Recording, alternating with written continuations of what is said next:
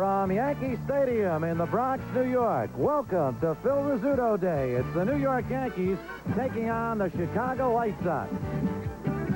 And a good afternoon. Welcome to the stadium. I'm Spencer Ross. Bill White will be joining us. The Scooters on the field. You recognize this gentleman, longtime broadcaster for the New York Mets, and the man who saw Tom Seaver pitch his first game in the National League with the New York Mets. Lindsey Nelson, nice to have you with us. Let's go back to the 20th of April, 1967, and your thoughts when that young right-hander first took the mound. Well, it was not too far from here at Shea Stadium in New York, and it was against the Chicago Cubs.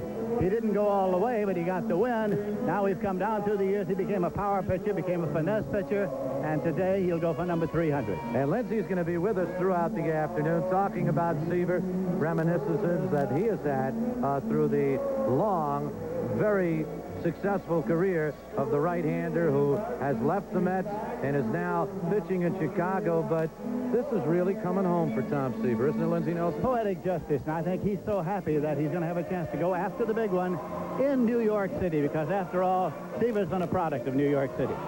Joe Cowley, who's pitching against him today, sent him over a baseball. Joe signed it. It said, "To Tom, best of luck in Chicago."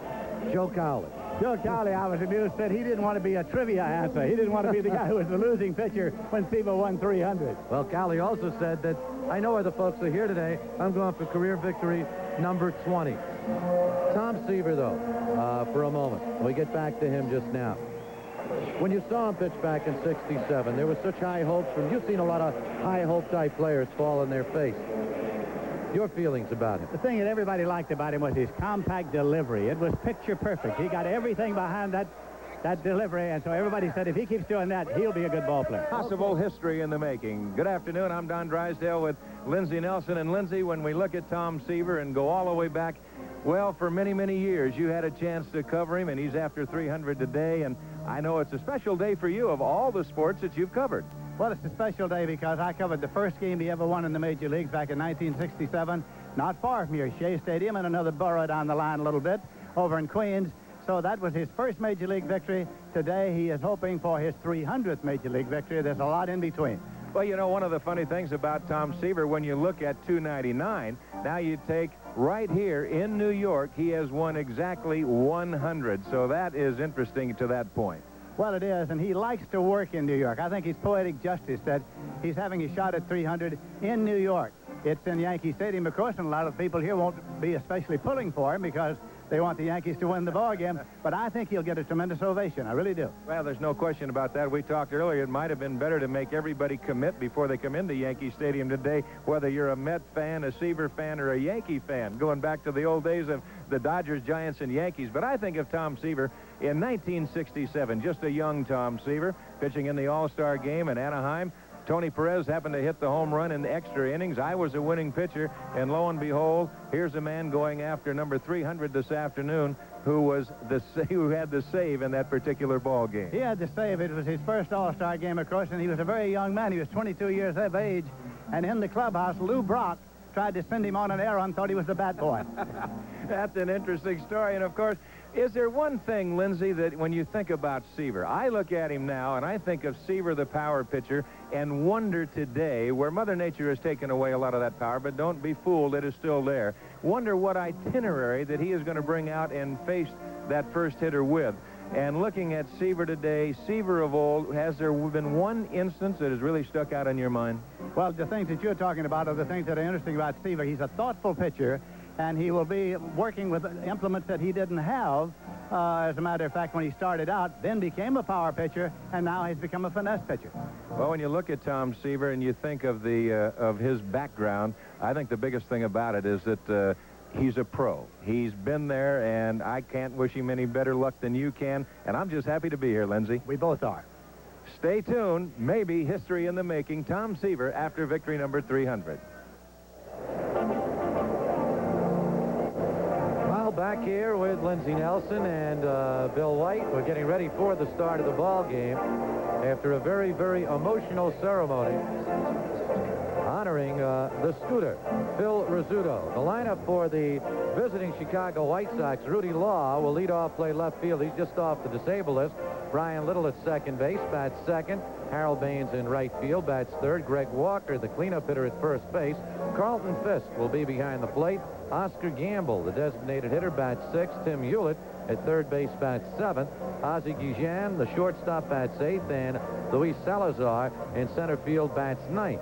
For the home team, the New York Yankees, they will lead off with Ricky Henderson in center field. Ken Griffey, the designated hitter, up in the number 2 spot. Don Mattingly, who's had a super series thus far with 6 for 10 and 5 RBIs, 3 home runs, bats third, plays first base. Dave Winfield in the cleanup spot. In right field, Dan Pasqua, who had his first 3 RBI game in the major leagues yesterday, bats fifth. Ron Hasse will be behind the plate. He'll bat sixth. Willie Randolph bats seventh. At second base, Mike Pagliarulo bats eighth. He'll be at third base, and Bobby Meacham in the 9th spot in the batting order.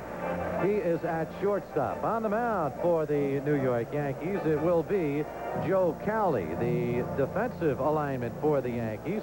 Don Mattingly at first base, Willie Randolph at second, Bobby Meacham at short, Mike Pagliarulo at third, Dan Pasqua in left field, Ricky Henderson in center field, Dave Winfield in right, Ron Hasse will be behind the plate. And right now, the crowd will come to its feet, and you see right on the bottom of your screen, Metropolitan Opera star Robert Merrill will sing our national anthem. Oh, say, can you see by the dawn's early light what so proudly we hailed as the twilight's last gleaming, whose broad stripes and bright stars through the perilous fight, o'er the ramparts we watched was so gallantly streaming, and the Rockies reckless, the bombs bursting in air, gave proof through the night that our flag was still there. Oh, say does that star-spangled banner yet wave o'er the land of the free and the hope of the brave? Robert Merrill, and we'll get back with New York Yankee baseball right after this. Yankee Willie Randolph, he does it all. Pro photographer Fred Conrad, he catches it all with his Canon AE1 program. So advanced to capture Willie's sheer grace at second base. So much camera to follow Willie all the way home. Hey, can I try your Canon? Sure, it's simple. In sun or shade, it's a snap to use. The Canon AE1 program, so advanced, it's simple. Canon, the official camera of the New York Yankees. Fuel-injected Dodge Lancers come with optional turbochargers, and you can't expect that kind of power to stay put. It's the boys night out, and they're cruising around. The boys night out, and they're doing the round. They're ripping up, heading out, looking for fun. Dodge Lancers. We just can't keep them in the showroom. Strength, pride, tradition. For centuries, the Clydesdales have been known as a special breed. Today, the Clydesdales symbolize Budweiser's dedication to quality, superior ingredients, exclusive beechwood aging, and a distinctively clean, crisp taste only Budweiser can offer. Quality taste, because this Bud's for you. Ready for New York Yankee baseball. Participating advertisers in New York Yankee baseball are your tri-state Dodge dealers who invite you to test drive Poetry in Motion, the 1985 Dodge Lancer. Budweiser for all you do. This Bud's for you. Your Toyota dealer in the extra value package trucks that can now save you big bucks on added features. And by the New York Yankees. Again, the defense for the Yankees, Don Mattingly at first, Willie Randolph at second, Bobby Meacham at short, Mike Pagliarulo at third, Dan Pasquas out in left field, Ricky Henderson at center, and around in right field, Dave Winfield. Ron Hasse behind the plate, and on the mound, Joe Cowley, who comes into the ball game with a record of 9-4. He beat Cleveland, the first game of a doubleheader a few days ago at Cleveland, 8-5, going 6 innings, giving up 7 hits, 2 earned runs. He walked 4, struck out 1, an earned run average of 3.88 for Cowley. And Joe looked around and said, big crowd out here today because I'm going for career victory number 20. Joe Cowley, who has a beat on things, will pitch to Rudy Law to lead it off. Bill White? All right, Spencer. Rudy Law batting .251, 2 home runs, 22 runs batted in. Slap hitter, and he takes the ball. Law will be followed by Brian Little, the second baseman, in the Hal Baines. Game 3 of this 4-game series. The White Sox won the opener 6-5 in 11 innings. Yankees coming back yesterday and beating the Chicago White Sox 8-4. Oh, it's 2 balls, no strikes on Law. That's out of play. Bill was saying, telling Lindsay before, Joe has a good sense of humor. He sent the baseball over to Tom Seaver prior to the start of the ball game, and he wrote on it, to Tom, best of luck in Chicago. Joe Cowley. 2 balls and a strike on Rudy Law. Will that stay fair? It's a foul ball into the right field corner. Law will have to come back. Winfield plays it anyway. Law got jammed, might have broken his bat, and did break his bat on this liner into the right field corner. Just barely foul, although Winfield was kind of in our line of vision, and right here you really can't tell. But the first base umpire, John Chulak, right down on there. Lindsay, you've been in the stadium. Yeah. Obviously. Oh, yeah. Done a lot of games here. Done a few, at least. Somebody got hurt? Plate umpire. Plate umpire. Plate umpire got hurt on the play, and Billy Martin's out to see about him. Darrell Cousins. And I cannot figure out what he just may have gotten sick.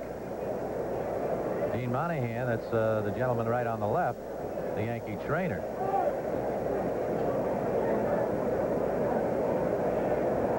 He looks a little woozy, doesn't he, folks? I wouldn't think that Law threw his bat as he went to first base and hit Cousins. I wouldn't think that happened. Sometimes that happens. Mm-hmm. The player will run down and throw the bat. We understand, though, the bat was in front of home plate, and that did not happen. But something obviously is wrong with home plate umpire Darrell Cousins, but he'll stay in the ball game. Catchers have to be tough. Umpires have to be doubly tough. Umpires get no sympathy. That's the difference. No, that's true. That's right. Yeah, there are the umpires. Okay, you've got Darrell Cousins behind the plate, John Chulak at first base, Joe Brinkman at second, and Terry Cooney at third. And on the subject of umpires, we were out in Texas, and Lindsay, you suffered through heat, although with the Mets there was a lot of ball games indoors at the Astrodome. Players complain about the heat, but the umpires, they've got to be out there all game long. That's a tough chore. They don't get to come in at the end of the inning. That's right. 2 balls and 2 strikes on Law.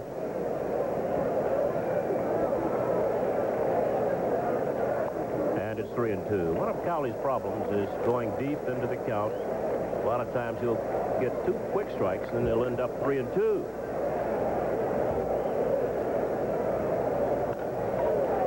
That's a base hit. Pagliarulo could not make the play. Neither could Meacham, and Rudy Law's on with a single. And he's a sort of catalyst for the White Sox, as is Ricky Henderson for the Yankees. Law with good speed, 17 stolen bases. He's only been caught 4 times. Number 47. Just going to have to see just how healthy he is right now. He seemed to be moving down the line pretty well. That ball getting by Pagliarulo and Meacham. He just come off the disabled list, Rudy Law, with a pulled hamstring. But he does have good speed. Brian Little batting .229. And Colley makes sure that Law stays close at first base. White Sox like to run. La Russa believes in putting a lot of pressure on the pitcher, the catcher, and the shortstop, second baseman. And of course, it's not that hard to steal off Colley. He takes a lot of time turning the ball loose. He'll kick that left leg up and keep it up quite a while.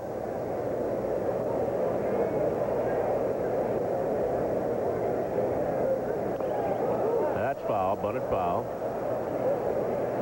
A strike on Little.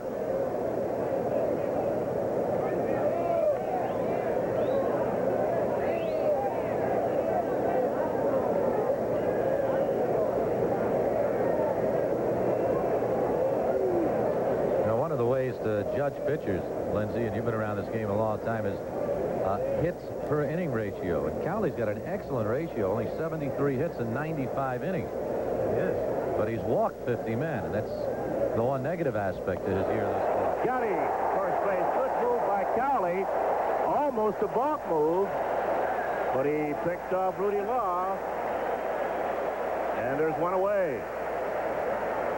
Quick toss to first. Cowley rifled it. Mattingly got the ball down low and just flied the tag to Law, diving back in. And there's one man away. A big play by Cowley. He got some speed off the base paths. And the count on Little, no balls and a strike. Pagliarulo way in at third base. Milwaukee and Detroit tied 3-3 in the fourth inning.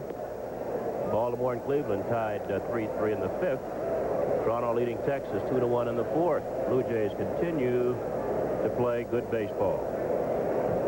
One ball, one strike on Little.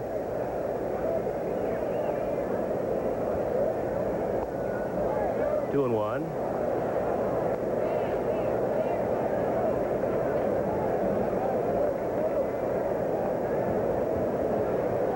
Randolph now wants to talk to Cowley and probably say, hey, let's get ahead of these little guys. The big guys you worry about.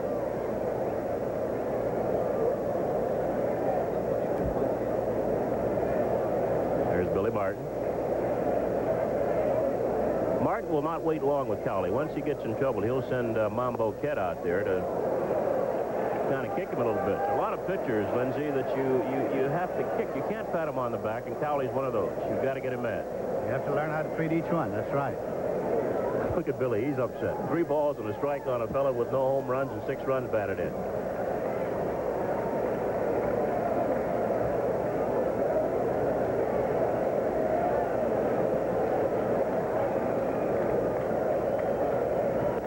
And he walked him.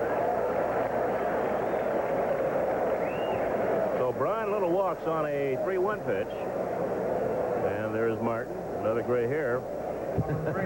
Every walk is a gray hair, I believe. I think that you'll agree that if a pitcher is going to have a long, successful career, the one thing he's got to develop is the ability to work ahead of the hitters. If he works consistently behind the hitters, he'll work somewhere else before long. Ah, that's right.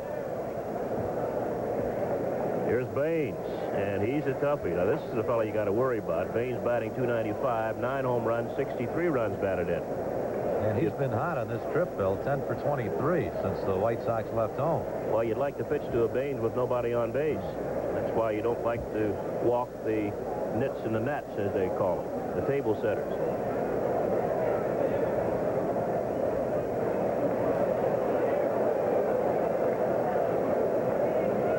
Baines normally gets off to a slow start. This year he got off to a little better start, then cooled off, and now he's coming back again.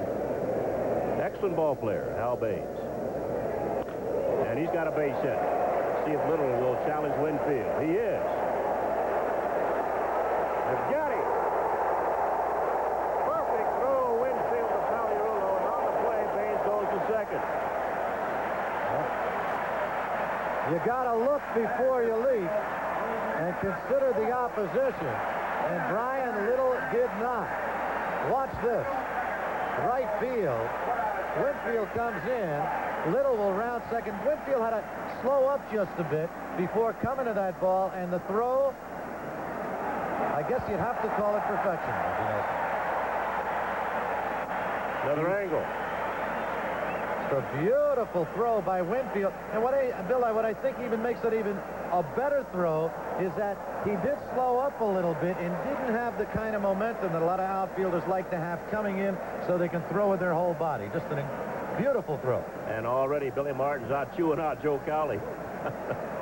He was saved there by that fine throw to third by Dave Winfield. And now they've got Baines, who went to second base on the throw, in scoring position with 2 outs, and the batter will be Greg Walker. It did not escape the attention of the manager that was the 3rd consecutive batter to be on base.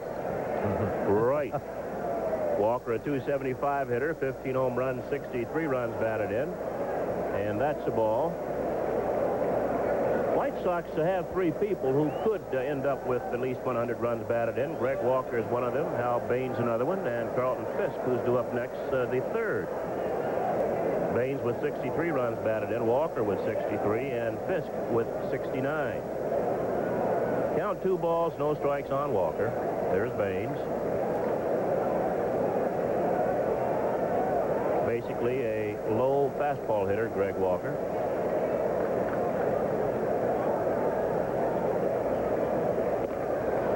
And Cowley pitching around him, a 3-0. Notice how most hitters will take their practice swings in the area they want the ball. Yeah. And ball 4, Walker walks. Well, Cowley, who had a rough second inning in Cleveland when he beat the Indians last week, he walked 3 batters, went to 3-2 on another. Right here, he went to 3-2 on Law, who singled. Then he picked Law off. 3-1 on Little. He walked him. Baines singled and a 2-1 pitch, and Walker walks on 4 straight. So first and second, 2 out, and the American League's leading home run hitter steps in. Fisk batting .236, 28 home runs, 69 runs batted in. And quickly, the Yankees get Bob Shirley up in their bullpen. A strike to Fisk. Carlton in the final year of his contract with the Chicago White Sox. There's Shirley. Fisk has said he'd like to play 5 more years.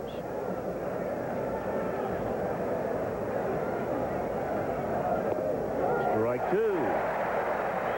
Carlton did just the opposite over the winter. He put on weight. Normally, as you get older, you take weight off and you try to get slimmer, but Fisk bulked up. They say he stays at the ballpark after a game an hour or 2, works, just works on the weights, and it's really showing with a home run. 0-2 on Fisk. Got him with a good breaking ball. Joe Cowley strikes out Carlton Fisk. No run. 2 hits. 2 men left on base. At the end of 1/2 inning of play, the White Sox nothing. The Yankees are coming up.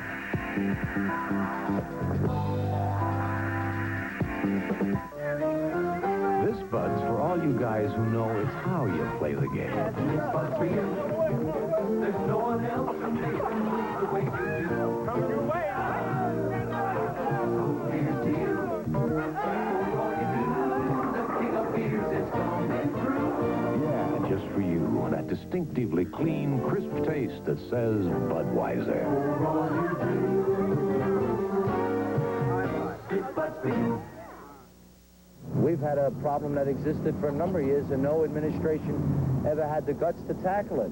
Broad Channel's an island in Jamaica Bay that's about 15 miles from Manhattan. 850 families live in this island. 3 and 4 generations is not unusual. For almost 50 years, the city of New York has owned the land under our homes. And it took somebody like Ed Koch, who has the chutzpah, to make a decision, and that's what he did.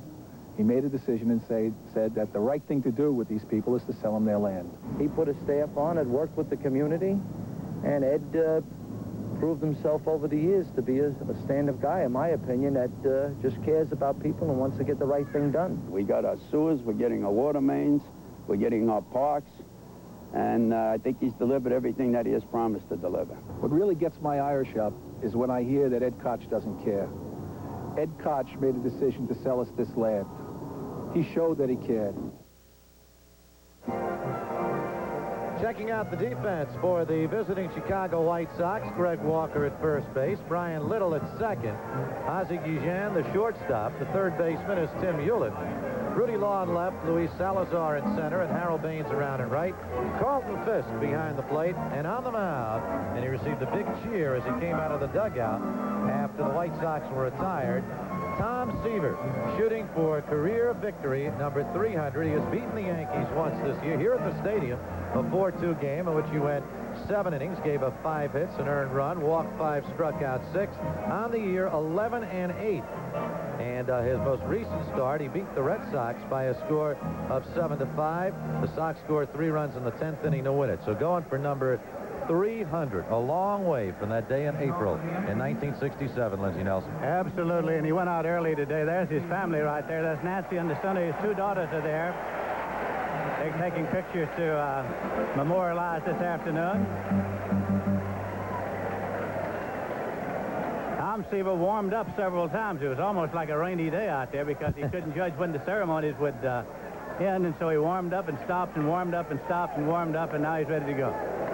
And he will face Ricky Henderson, Ken Griffey, and Don Mattingly. With the Yankees to bat here in the bottom of the first, the White Sox fail to score in the top half. Bill? Henderson batting at .353. He has 16 home runs and 46 runs batted in. He's still the #1 hitter in the major leagues. Wade Boggs now at .349 and George Brett at .347. And it's a strike on Ricky Henderson. No score. We're in the bottom half of the first inning.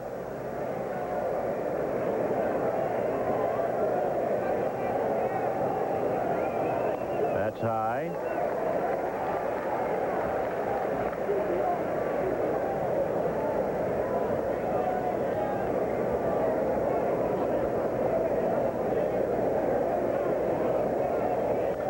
Out of play. 1 ball, 2 strikes on Henderson. Lindsey Nelson, does this sound familiar? Tom Seaver's early years with the Mets. In Seaver's 8 losses this year, the White Sox have scored 13 runs. He went through a lot of those years, believe me. Some pitchers think that makes you a better pitcher. You have to be a better pitcher. You better be. 1-2 on Henderson.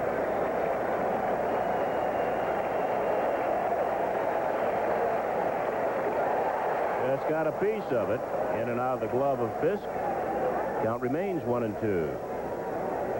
When Seaver came to the major leagues, he was sinker slider, and then he became a power pitcher. He became a strikeout pitcher. Now in his later years, he's gone back to a finesse pitcher. He's got a breaking pitch now. I think it's the best breaking pitch he ever had. And he's got a 1 ball, 2 strike count on Ricky Henderson.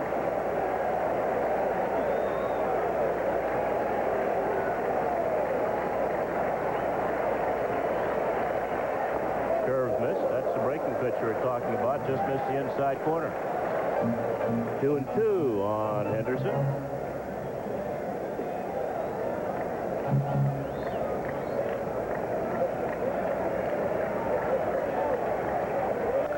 Popped up. Greg Walker along with Fisk. The first baseman takes charge. That's Walker in foul territory. 1 away.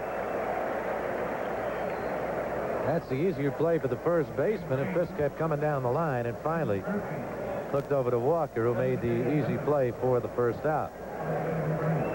And here's Ken Griffey. He batted quite often against Seaver in the National League, Lindsey. He did. He's very familiar with it.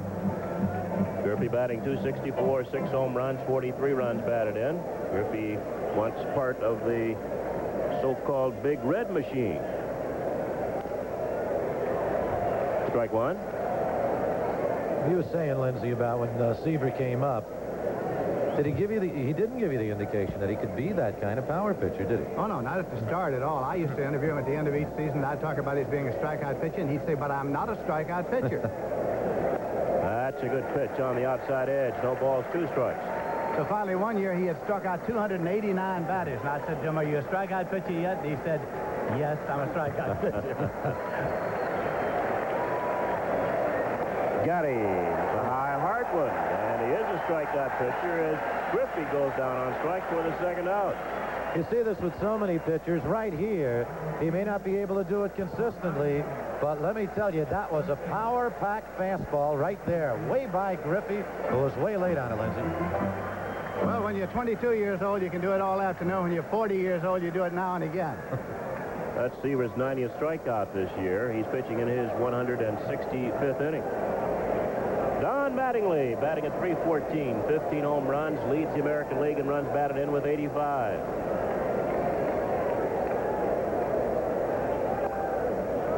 Ball. See how Seaver pitches Mattingly. He might want to keep that ball up around the letters.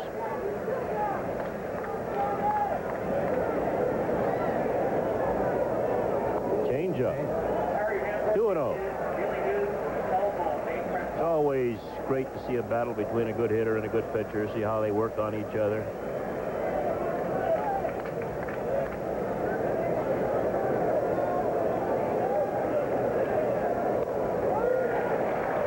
Two and one.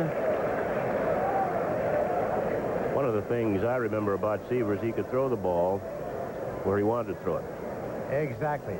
Even when he was a youngster. Location was a great thing for him from the start. 3 balls and a strike on Mattingly.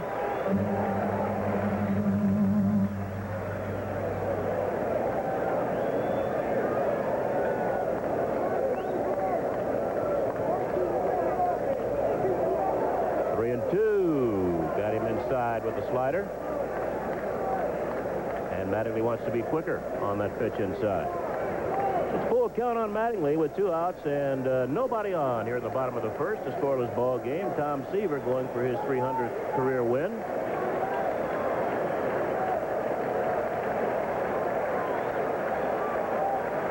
Don Mattingly trying to get his 128th base hit this at-bat. Out of play. Still 3 and 2. Now the Mets lead the Cubs 3-0. That ball game in the 4th inning. Pittsburgh 4, Montreal 2 in the 4th, and Atlanta leading the Giants 2-1 in the 3rd. Right here, we're in the bottom of the first, no score. 3 and 2 on Mattingly with 2 outs. Base hit, Mattingly. Salazar will play it back in. You can tell that Mattingly's keyed up just a little bit. Now, Lindsey, here in New York, back before the Mets, and of course you remember a fellow named Don Mueller and the way he used to hit. And there have been a lot of comparisons to Mattingly, Stroke, and Mueller. Mandrake the magician. That's right. Mueller now is just a singles hitter. Yeah, that's the one difference. Mattingly drives the ball pretty well. Mueller choked the bat up 4 or 5 inches and just made contact. Here's Winfield. He's batting .286, 16 home runs, 66 runs batted in. I would compare Mattingly at this stage more with a Stan Musial. That's a pretty good comparison. Yeah, he's not a Musial, but he swings quite similarly. They both have the rounded shoulders, and they both have excellent bat movement. They use the whole field. 1-0 on Winfield, and it's 2-0. Of course, Stan was not a power hitter when he first came up. Sure, he was not. Just before the ball game, we sat down in the box next to the Yankee dugout and had a long talk with an old friend of yours, Harry Walker, the Hat. Oh, my. My. The Hat came up just before the game to pay his respects to Rizzuto and also to see Tom Seaver. In 1945, I broadcast Army baseball in Linz, Austria, and Harry Walker was the manager. Harry the Hat. Of course, you know, when you talk about the 1946 World Series? Yes. Harry's the guy who got the base hit that scored Enos Slaughter. 2-1 on Winfield, and now it's 3-1. At my home, my phone rang last year, and I picked it up, and the caller didn't identify himself, and I said, "Who is this?" He said, "This is your manager from Linz." And I said, "Who?" He said, "Harry Walker." "How many managers did you have in Linz?" 3 balls and a strike on Winfield with Mattingly at first and 2 outs in the bottom of the first here at the stadium. That's foul off third base. 3-2, so Mattingly will be moving with the pitch.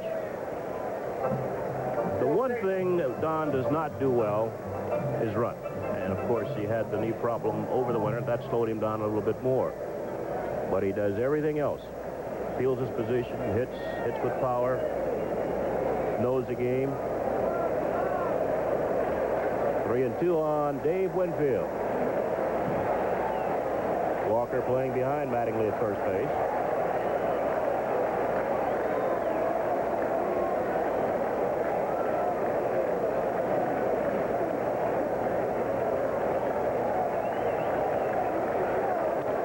Straightaway center field. The Salazar's out there. And the side is retired. The Yankees in the first. No runs, a base hit, and they leave a man. At the end of one, the Yankees nothing, the White Sox nothing. You know how you feel about what you get for your money at some banks. They pay interest that's a joke. Charge big fees for checking. It can drive you wild. So get a City One account at Citibank. With City One, you can combine checking and savings balances to help eliminate fees. Earn high money market rates and transfer between accounts to make your money work harder. So don't get wild.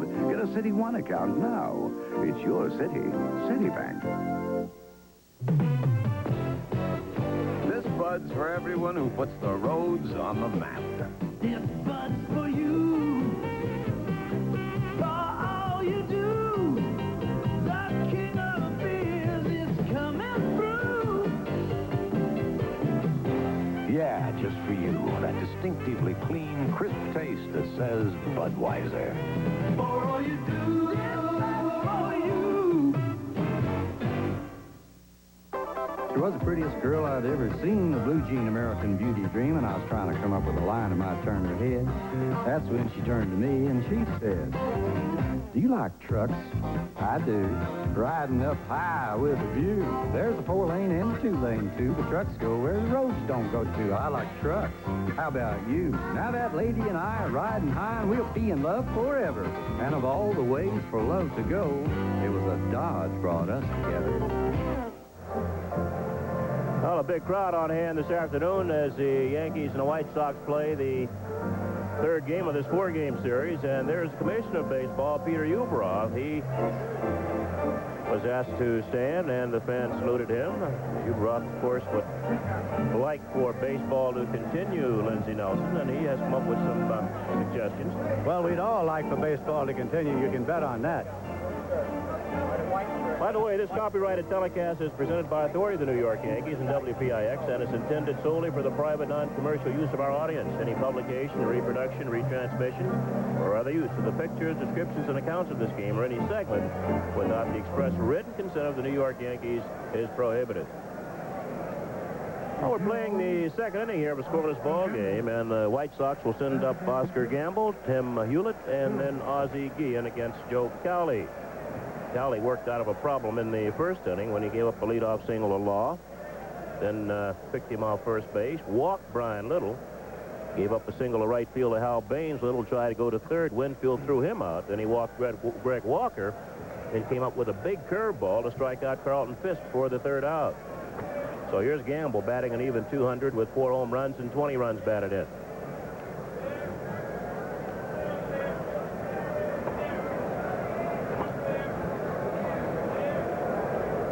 Gamble hit his 4th home run yesterday in the 8th inning. And he hit it deep into the right field bleachers. Cowley gets ahead, no balls and a strike.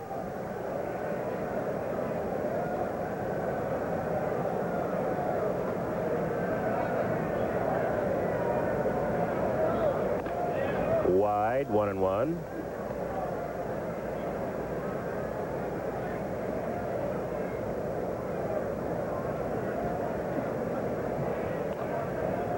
Two balls and a strike on Gamble.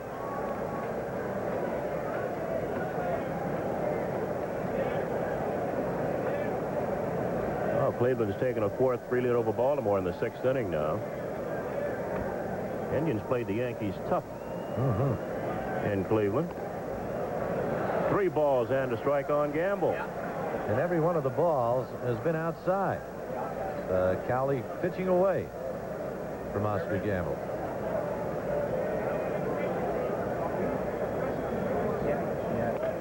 And ball 4. Cowley walks Gamble. That's the third walk given up by Cowley, and we're just in the second inning. And that'll bring up Tim Hewlett, the third baseman. He's hitting .271, 3 home runs, 26 runs batted in. Joe Nossick, the first base coach, talking to Gamble.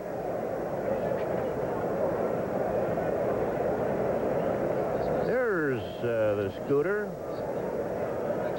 Phil Rizzuto with his wife Cora and the former president of the United States, the Honorable Richard Nixon.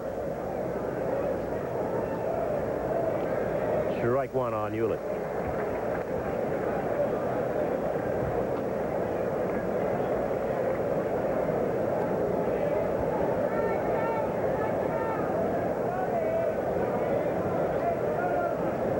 Third base has been a problem for the White Sox. That's inside. They've tried Vance Law over there. They've had Jerry Dubzinski there. Eric Soderholm played there for a while. I think after Bill Melton played there, they just kept shuffling people around. Down the right side, looks like it'll slice out of play, out of reach of Winfield. A 1-2 on Hewlett. Lindsey Nelson knows from teams that had third base problems, right, Lindsey? I tell you, the Mets started with Don Zimmer and then followed him with everybody else. Just couldn't find the right man.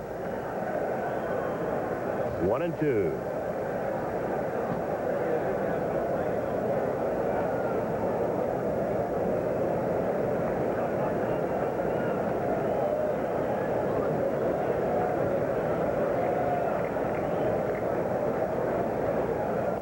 A little bit high, 2-2 on Hewlett. Cowley's 0-1 lifetime against the Chicago White Sox. That was a game, and I believe that was a game that Yogi Berra's last game when Cowley walked the winning run in Chicago. Into center field, Henderson got a late start, and he will not get there, and it's a base hit. So the White Sox have runners at first and second as Henderson got just a bit of a late start. Now with those stands full up top, it's hard to see the ball coming out. And Henderson was a little slow in going for it. So first and second, nobody got. Going back to that game that Cowley did lose to the White Sox, he pitched a strong ball game. Watch it again. You see Henderson slow in getting after it. And by the time he does move forward, it drops in, and Gamble alertly halfway, and then realized he could make it to second base. In that game, Cowley walked Ozzie Gujan with the bases loaded in the ninth inning to lose it. Here's Guillen again. Meacham, and he'll turn two. Bobby Meacham, a 6-6-3 double play, and once again, Joe Cowley has gotten some help. Moving to third base is Gamble. Well, the ball smacked by Gujan. Looks like it might go through, but Meacham comes over, cuts it off, makes the play himself, and throws on to Mattingly to double up Gujan with Gamble moving to third. Play by Meacham. He picked it up nicely and did what he had to do, doing it all by himself. Oh, Gamble over third base with 2 outs now, and here's Luis Salazar, the center fielder. He's hitting .211, 6 home runs, 28 runs batted in. He takes a strike. Salazar, an excellent butter. Might try to surprise here, and Palliarula, of course, will have to be alert at third. A good breaking ball. No balls, 2 strikes on Salazar. No score, playing the top of the second.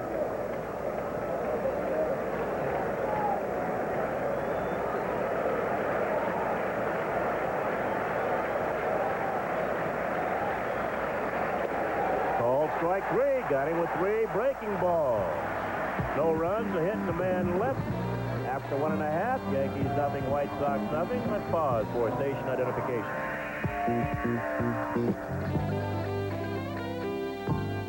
Rizzuto, what are you doing here so early? You turning over a new leaf? No way, White. Just having a little cappuccino. Where'd you get cappuccino here at the stadium? I didn't. Cora made me some this morning. Put it in my new Yankee thermos. Salute. Wednesday, August 7th at 1 p.m., Delwood presents Yankee Thermos Day. Any fan 14 and under will receive a free Yankees famous compliments of Delwood. And now... I know, holy cannoli.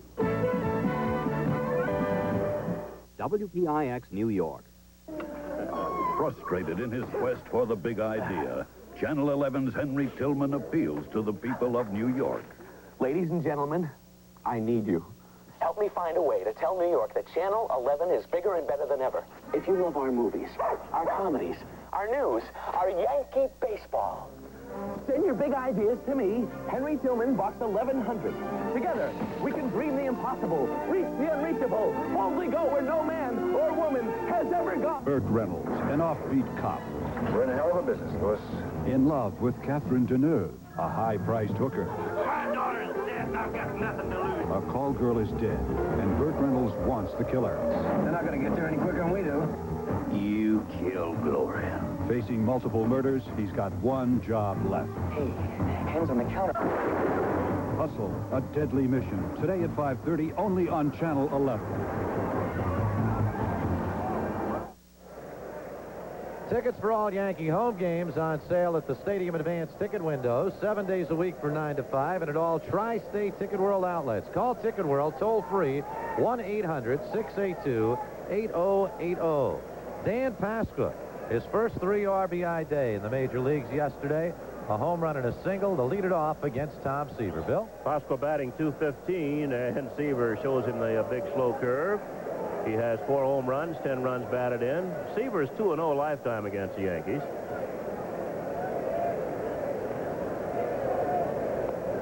A bit low, 2 balls, no strikes on Pasqua.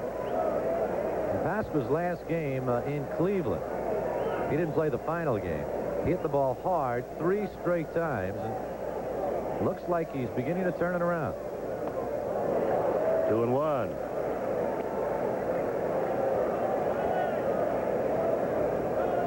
Pasqua will be followed by Ron Hassey, then Willie Randolph.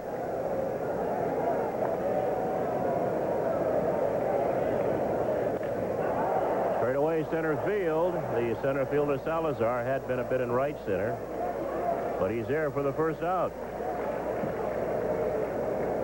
Well, the White Sox have made good use of the people they picked up from San Diego in the Lamar Hoyt trade. Salazar, one of them. Ozzie Guillen, the shortstop, one. And the losing pitcher yesterday, Bill Long, also coming over in that deal. San Diego's made some good use of Mr. Hoyt. He's really having himself some kind of a season. Well, LaRussa said he'd make the same deal again. He's happy with his people. Obviously, San Diego is happy with Hoyt. But look at Ron Hassey. Strike one on Hassey. Hassey batting .268, 6 home runs, 19 runs batted in. Filling in for the most part for Butch Weiniger. Weiniger just off the 15-day disabled list with a bad back.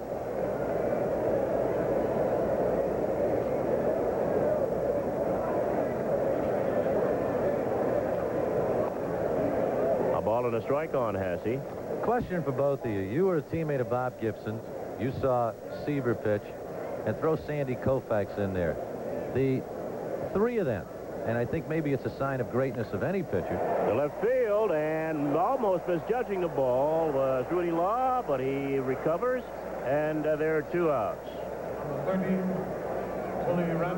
Okay, look, we're going to take a look at Tom Seaver pitching early, and this is what I was bringing up, Lindsey Nelson. This could be 15 years ago. It could be today. It's that same motion. Looks exactly the same. Same with the Gibsons and the same with the Koufaxes. Exactly what he's managed to do over the years, keep that same compact delivery. Willie Randolph. Guillen at short has a nice hop as he charges the ball, and that'll retire the side. 3 up and 3 down for the Yankees. We've played 2. Yankees nothing, White Sox nothing.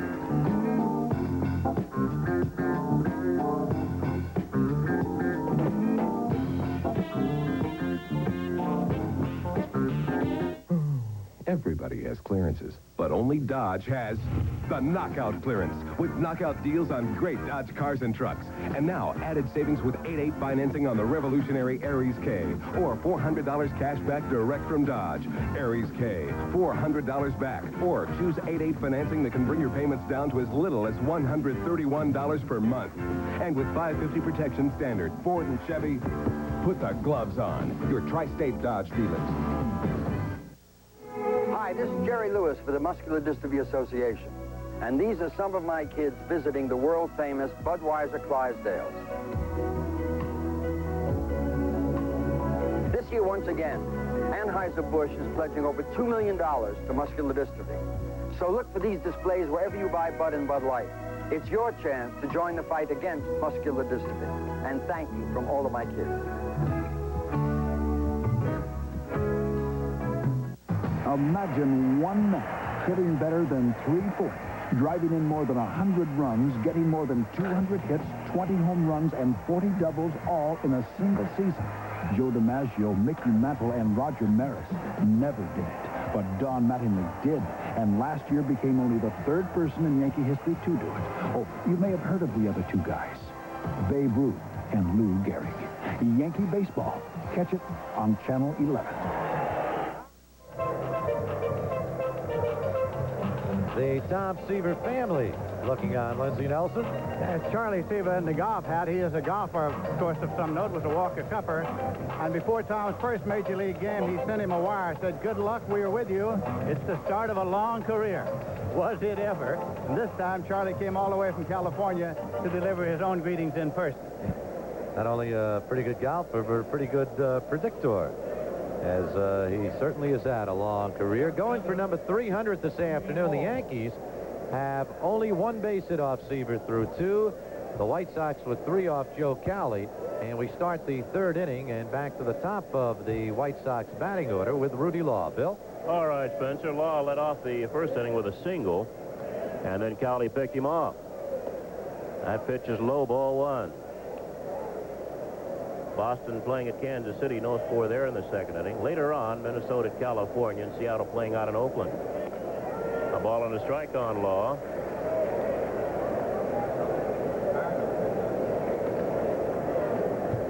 Yankees still in second place, 9.5 behind Toronto, and a half game ahead of the Tigers. Boston in the fourth place, a dozen games back. 1 ball, 2 strikes on Rudy Law. In contrast to the first inning, where Cowley was getting behind just about everybody, in the second inning, he did walk Gamble on a 3-1 pitch, but after that, a little bit different. Back up the middle, base hit. Cowley tried to flag it down barehanded and could not, and might have hurt his hand. Rudy Law now 2 for 2.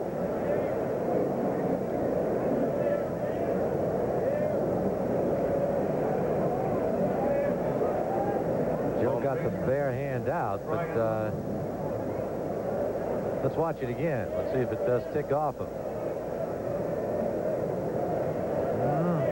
Might have just grazed his pinky, huh, Bill? I believe so. Home plate umpire Darrell Cousins went out to find out if Cowley was okay, and he doesn't want to throw, so he must be all right. Here's Brian Little. He walked in the first inning, and after Law was picked off, Bain singled. Little tried to go to third, and Winfield threw him out.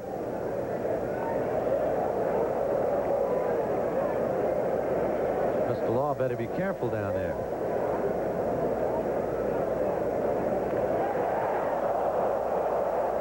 I think if Rudy Law allows Cowley to pick him off again, he'll have to keep going through the dugout and on up into the clubhouse, Lindsey. I think you're right. Because I'm sure LaRusse would be very, very much unhappy with him. See the scores. Pitch out, and they're going to have him. Well, they guessed right. Law, who's stolen 17 bases, just back off the disabled list. The Yankees call the pitch out at the right time. The throw's a little bit high, but there you see Meacham applying it on the kneecap of Rudy Law as he came sliding in. So it has not been a good base running day for Mr. Law. And the count, 1 ball, no strikes on Little. Good play by Hasse and the Yankees calling the pitch out. Now it's 1-1 as they guessed properly and correctly.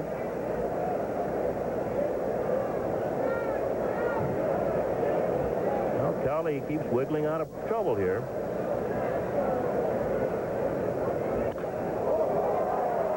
Dave Winfield on the edge of the warning track. Now he'll come in for out number 2. We mentioned Little, no home runs this year and just 6 runs batted in. That might be about as far as he can hit the ball. Here's Baines. He can hit it out of here. Baines single to right field in the first. He's now batting at 296. Having an excellent road trip, batting over 430. Ball 1.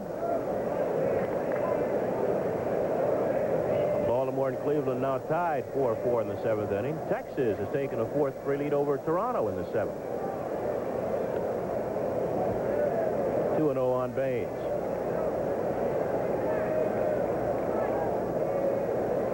Dave Steve pitching in that one for Toronto. Loop, nobody. Yes, Meacham will get to the ball. Bobby Meacham, fine running, sliding catch. And that'll retire the side. No runs, a base hit, nobody left. After 2.5 innings of play, Yankees nothing and the White Sox nothing.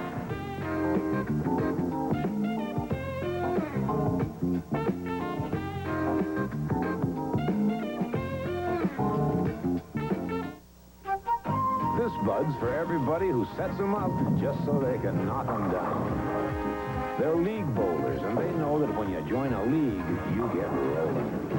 The competition, the excitement with good times to spare. You find it all in the leagues at your local bowling center. And league bowlers can compete in the Budweiser Hall of Fame tournament coming this winter. So join a league and get rolling. For all you do, this Bud's for you. On the next dazzling edition of Lifestyles of the Rich and Famous, we'll join Lloyd Bridges and a galaxy of stars at Hollywood's secret hideaway in Bear Valley. Jeannie Francis finds paradise on a millionaire's yacht, and some rich cowboys down at the YO Ranch show off a 6-gun collection worth $40 million. Then whoop it up with some old friends at a glittering showbiz party for Milton Berle, and jet off to Cognac Country to meet the family behind the famous drink. All on Lifestyles of the Rich and Famous. Tonight at 8, only on Channel 11. Lincoln Center goes out of doors this summer.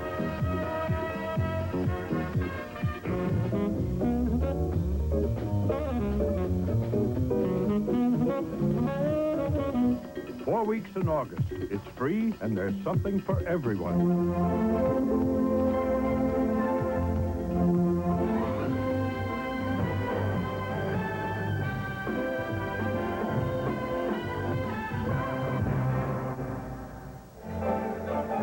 Go to the bottom of the 3rd. Mike Pagliarulo stumbled a bit as this pop fly went out off the bat of Harold Baines, and then Bobby Meacham had to do it all by himself, and he made a fine running, one-handed, off-balance catch to retire the side for the White Sox. We move now to the bottom of the 3rd inning. Spencer Ross along with Bill White and our guest commentator. Happy to have Lindsey Nelson along with us. Mike Pagliarulo to lead it off for the Yankees against Tom Seaver. And Pags batting .233 with 10 home runs and 37 runs batted in. And it's strike 1. You know, excuse me, Bill. I'm sorry. Go ahead. Seaver talked to the irony of coming to New York to go for number 300. And then a little bit of irony. A fellow pitching for the Mets today could be the next 300-game winner. A fellow named Dwight Gooden. The young and the old. Popped up left side. That'll be out of play. No chance for Hewlett. It's no balls, 2 strikes on Pagliarulo. There's Hewlett. And Gooden's working on a shutout this afternoon against the Cubs. He might get there before anybody. You mean quicker to 300 than Yeah.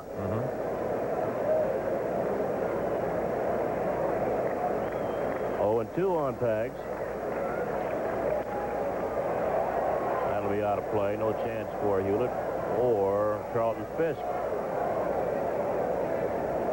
Reds leading the Dodgers 3-0 in the 5th inning. Phillies playing the Cardinals in St. Louis. No score there. They're in the 4th. And right here, we're in the bottom of the third of a scoreless game. Yankees trying to keep Tom Seaver from winning his 300th at their expense.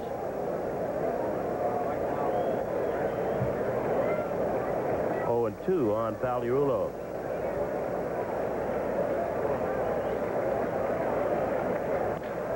Through the right side, base hit. So Pags got an 0-2 fastball and drilled it through the right side. Yankees second hit off Seaver. Lindsey Nelson, all the years you've seen Tom Seaver pitch, how many times have you seen a base hit off him on an 0-2 count? Very few. Very few. Here's Meacham. Meacham batting .231, no home runs, 32 runs batted in. I wasn't expecting you to give me the number, but that's something you very rarely see. Right, true. Well, the Cubs have gotten on the board. Mets now lead 3-1 in the 5th inning. Meacham takes the ball. It's awfully close over in the National League East. The Cardinals lead by a game and a half over the Mets, 4.5 over Montreal, and Buck Rogers has done an excellent job with the Montreal Expos. I think that surprised everybody. The other surprise, Gene Mauch with the California Angels, Lindsey. Yes. And the deal that they made with Pittsburgh should not hurt the Angels at all. Might hurt their pocketbooks a little bit, but Gene Autry got a lot of money. 2 balls, no strikes on Meacham.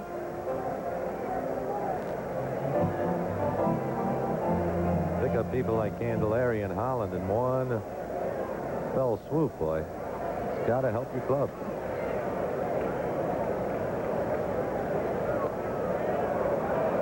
Two and one. Got a piece of it. Was held by Fisk.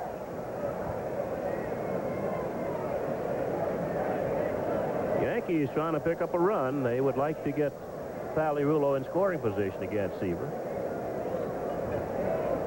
And Meacham playing with a badly sprained wrist. Hasn't been swinging the bat that well. Now they let him swing it, and he fouls it back. 2-2.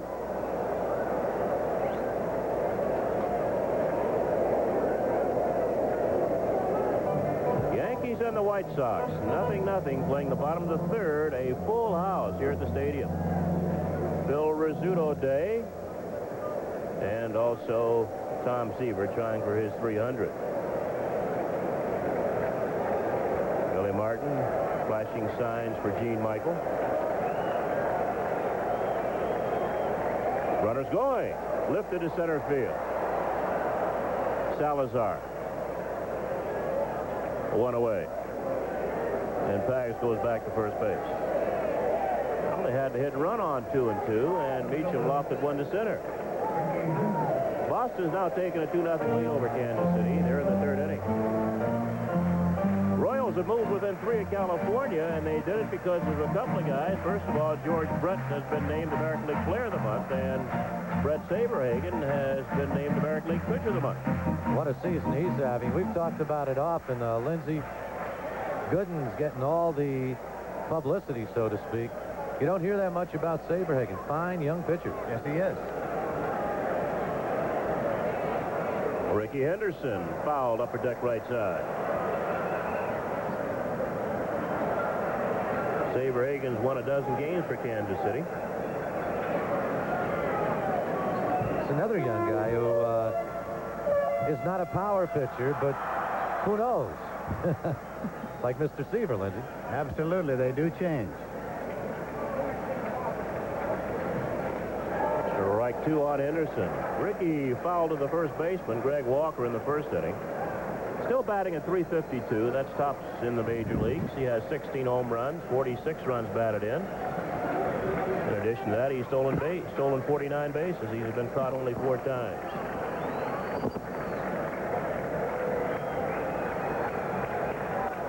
Out of play down the right side.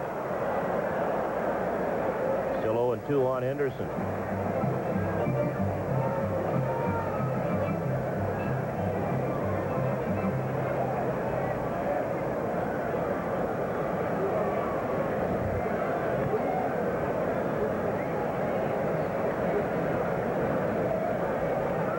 Where there's no lost motion. Not at all. Curve fouled back. He does two things. Number one, he keeps himself in excellent shape. And number two, he throws strikes. Doesn't go out there and throw 150, 160 pitches a ball game. And he wasn't too bad a hitter when they allowed the pitchers to hit. He's a good athlete. In the National League. Good athlete. 0-2 on Henderson. 1 out, 1 on, no score, third inning.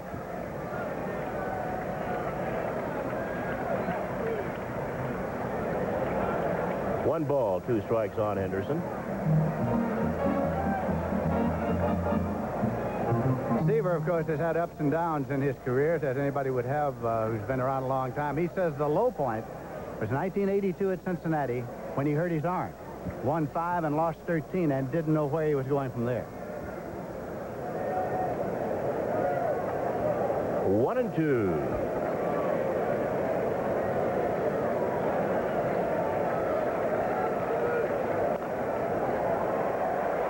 Little has only one play, and he'll make it to first base as Baggs goes on to second.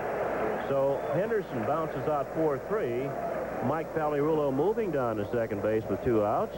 And here's the play again. Good play by Little, who gets over to take the hit away from Henderson. Knows he has only one play, that's the first base, with Pagliarulo advancing to second. So at 2 outs, it'll bring up Ken Griffey. With all the highlights in Seaver's career, there's one semi-highlight that sticks out because it didn't take place. It was the near-perfect game against the Cubs, Lindsey Nelson. He calls it his imperfect game. Yeah. A one-hitter, Jimmy Qualls. Who? That's Jimmy Qualls. Ken Griffey has a base hit. Baines has a good arm. Pagliarulo sneaks in behind fifth, and the Yankees lead 1-0. Oh, Ken Griffey jumped on the first pitch from Seaver, single through the right side. Baines made it close at home. We'll watch it again. As Bill said, Baines has a good arm, but with 2 men out, Pagliarulo is off and running. And watch this head first slide as Baines' throw comes in. It's up too high. If it's on the money, perhaps it could have been a play at the plate. But the throw up too high, and Pagliarulo with a real good head first slide, and the Yankees have taken a 1-0 lead. No chance for Fisk here as he has to go high to get it. So Ken Griffey has just driven in his 44th run, giving the Yankees a 1-0 lead in the third inning, and the batter now is Don Mattingly. Mattingly got the Yankees' first hit off Seaver, a single to center field with 2 out in the first inning. Little here with the backhand flip to Guillen, and that'll retire the side. Yankees pick up a run on 2 hits, and they leave a man on base. On the Dodge scoreboard, the score at the end of 3. Yankees 1, White Sox 0.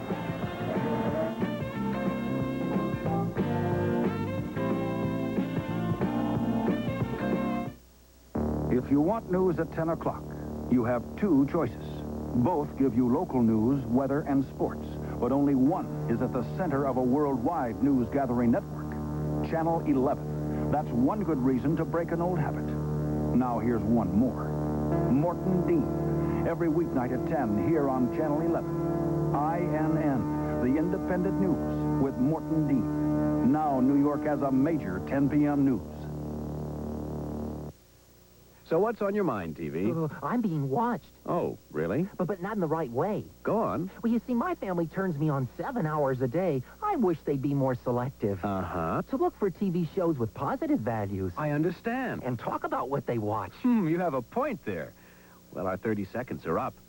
Feel better? Much better. You know, TV, you're making excellent progress. Look for the best in TV. Bring out the best in you. A message from your Catholic neighbors across America. Paul Newman's back as ace detective Lou Harper. I know you didn't shove those sleeping pills down her throat. Joanne Woodward's his latest client. I don't know where to start. And this time, Harper's in real deep. This man is sorely trying my patience. I don't know what you're talking about. You're loony as a fruitcake, you know that? Paul Newman's up to his neck in hot water. Find out if he escapes the drowning pool. Wednesday night at 8, only on Channel 11. We'd like to remind all fans planning on attending the Yankee-Red Sox game on Saturday, August 17th, that the start time has been changed from 8 p.m. to 2 o'clock. It'll be an afternoon game at 2 o'clock. That's the Yankees against the Red Sox Saturday afternoon, August 17th. The game will start at 2 o'clock, not at 8 as originally scheduled. Once again, we pan this big crowd here. It'll be over 55,000 paying tribute to Phil Rizzuto, and also watching Tom Seaver try for his 300th, as they would like to be a part of that event. And Greg Walker leading off against Joe Cowley. Strike one. Cowley walked Walker in the first inning. Joe has been wild. He has walked 3 through the first 3 innings. He has given up 4 base hits, but the Yankees have helped him with a double play. They've helped him with a strong throw by Dave Winfield and a fine catch by Bobby Meacham. It's 1 ball, 1 strike on Walker.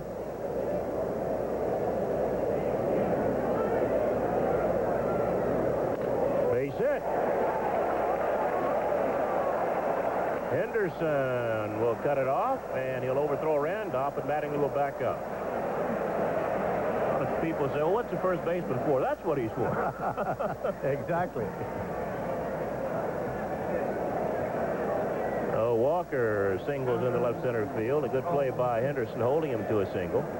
As we watch it again, Walker getting around late on a, looks like a hard slider down, but he likes the pitch down.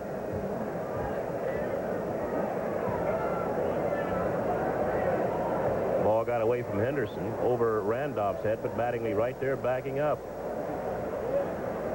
Here's Carlton Fisk. He struck out on a great curveball in the first inning.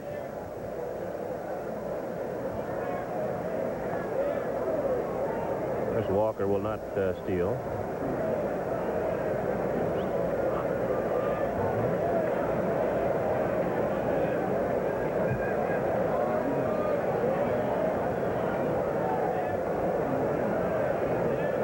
One to nothing Yankees playing the top half of the fourth inning. The Yankees run on 3 hits. The White Sox no runs on 5. Neither team has made an error in the ball game.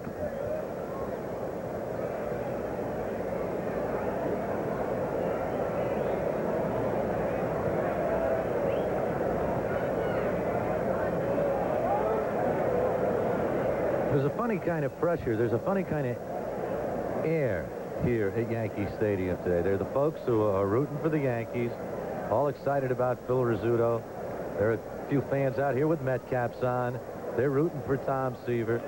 There's an interesting kind of tension. And a strike on Fisk, 0-1. Oh, you mentioned Tom got an excellent hand as he went out to the mound in the bottom of the first inning. He also got a hand when he went out to warm up while the Rizzuto ceremonies were going on.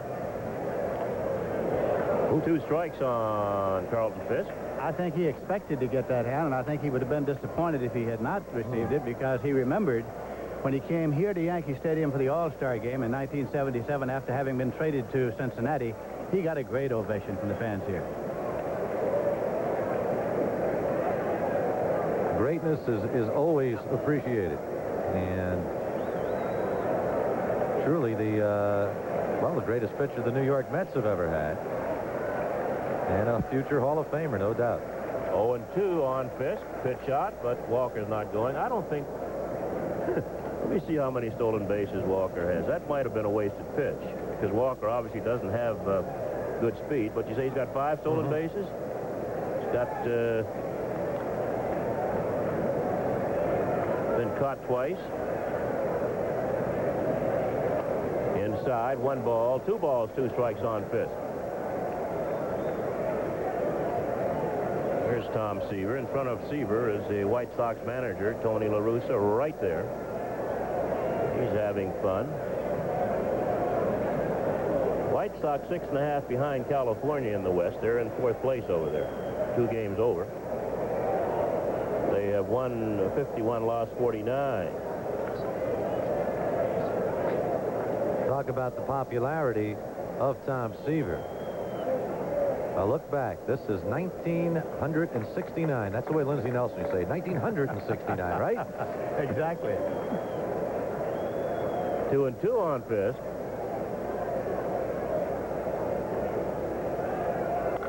Popped up, left side. Meacham with the glasses down. One down. Was that your greatest thrill as a broadcaster that entire season, Lindsay? Well, not so much the entire season because they didn't make their move until August, so it was a rather short time for the run. But my greatest thrill was the final game of the World Series, the fifth and final game, because I suddenly realized that the New York Mets, who had been jokes for 7 years, were right before my very eyes becoming champions of the world. Seaver, by the way, says that was his greatest thrill. I said that to a colleague of yours, Bob Murphy, that to appreciate what you had to go through for those early years, come to work every day, it had to be tough. We had to try to explain some things on the field were inexplicable. Yeah, but you had Stingley. We did. Help me explain it. That was the greatest help in the world, believe me. 1 ball, no strikes on Gamble. Gamble walked in the second. 1 of 3 walks given up by Cowley. Yankees leading 1-0 in the fourth. And Cowley going at Walker. Stingle never called Tom anything but Seavers. We had Roy Seavers in the league, of course, and that's close enough for Casey. If you're Seavers, you'll be Seavers. That's all.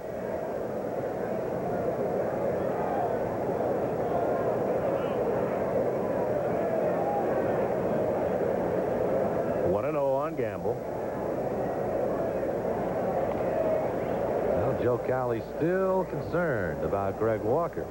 You better worry about Gamble. Gamble's home run yesterday was the 200th of his major league career. Bob Gibson's very seldom through the first base to try to pick off the runner. First of all, he didn't want anybody to get there. And if you got there too often, you got there by way of being hit by the pitch. So I would say, why don't you watch a guy at first base? Well, he says, that guy can't hurt the guy up there with the lumber. He's the guy who can hurt. First, I got to scare him, then I got to get him out. 1-1 on Gamble. Ooh. And Hasse gets popped on a mask again. 1-2. That's the second time this inning. I think it's kind of interesting when you mentioned Gibson. As we watch this again, boom, right off the mask. Things haven't been going too well in Atlanta with the pitching staff since your old buddies left that town. Bill?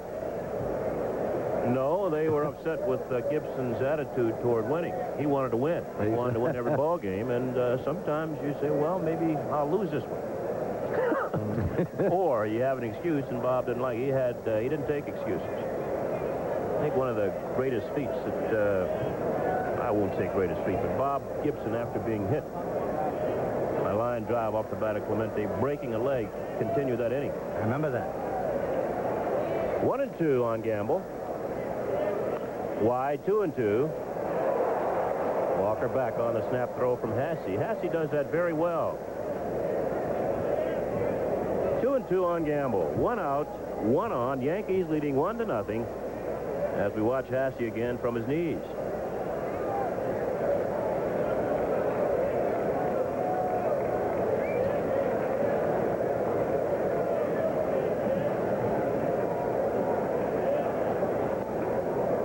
Oh my, just missed. 3-2. Cowley didn't think so. Go back to the early part of this game. Joe is falling behind the hitters. He has not had that problem in the last couple of innings. But right here, he is now 3-2. Ooh. That ball's out. Yep, outside. Hasse tried to sneak it over the inside corner, but it went around the plate. Now it's 3-2 and 1 out. Let's see what LaRusso does with Walker here. Yankees have a 1-0 lead.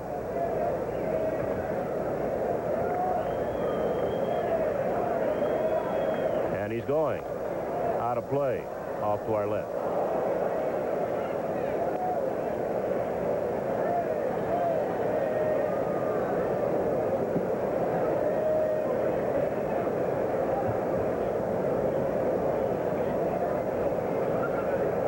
Cowley will do it again with Gamble with a count 3-2 and 1 out.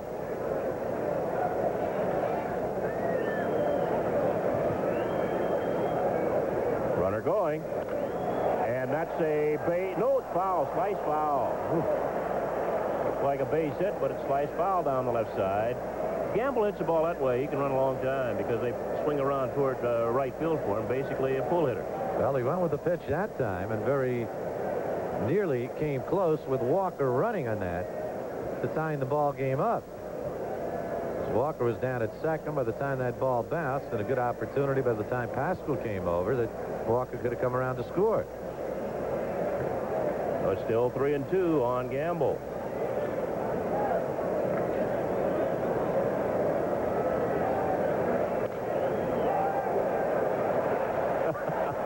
Walker put on the brakes and hustled back to first base on that little popper to Randolph, and there are 2 outs.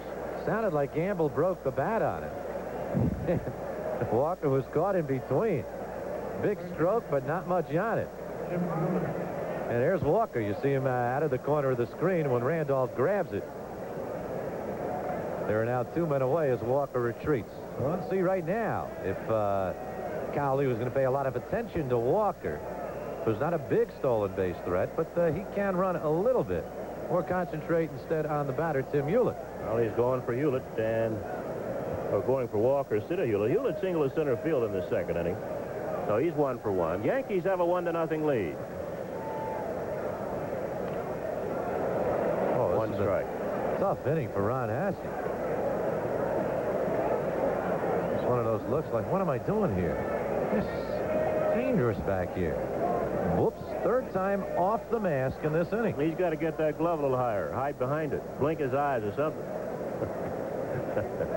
Hassey doesn't use that little throat protector that most catchers have been using. He does have a little bar underneath, which helps protect his throat. He might reconsider. He's been getting popped on that mask quite often lately. Curve missing, 1 ball, 1 strike on Hewlett. Yankees got their run in the bottom of the 3rd. Ballyrool led off with a single. Meacham fly to center. Henderson bounced to second. Fags going to second. Ken Griffey singled through the right side for the Yankee run. Atlanta 2, San Francisco 1 in the 5th. Pittsburgh leading Montreal 4-3 in the 6th.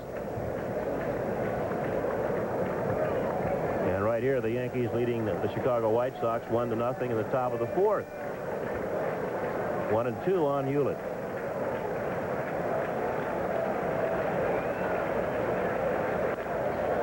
Randolph out on the grass at second. That'll retire the side. And no runs, a base hit, and a man left on base. We're going to the bottom of the 4th. Yankees lead Chicago 1-0.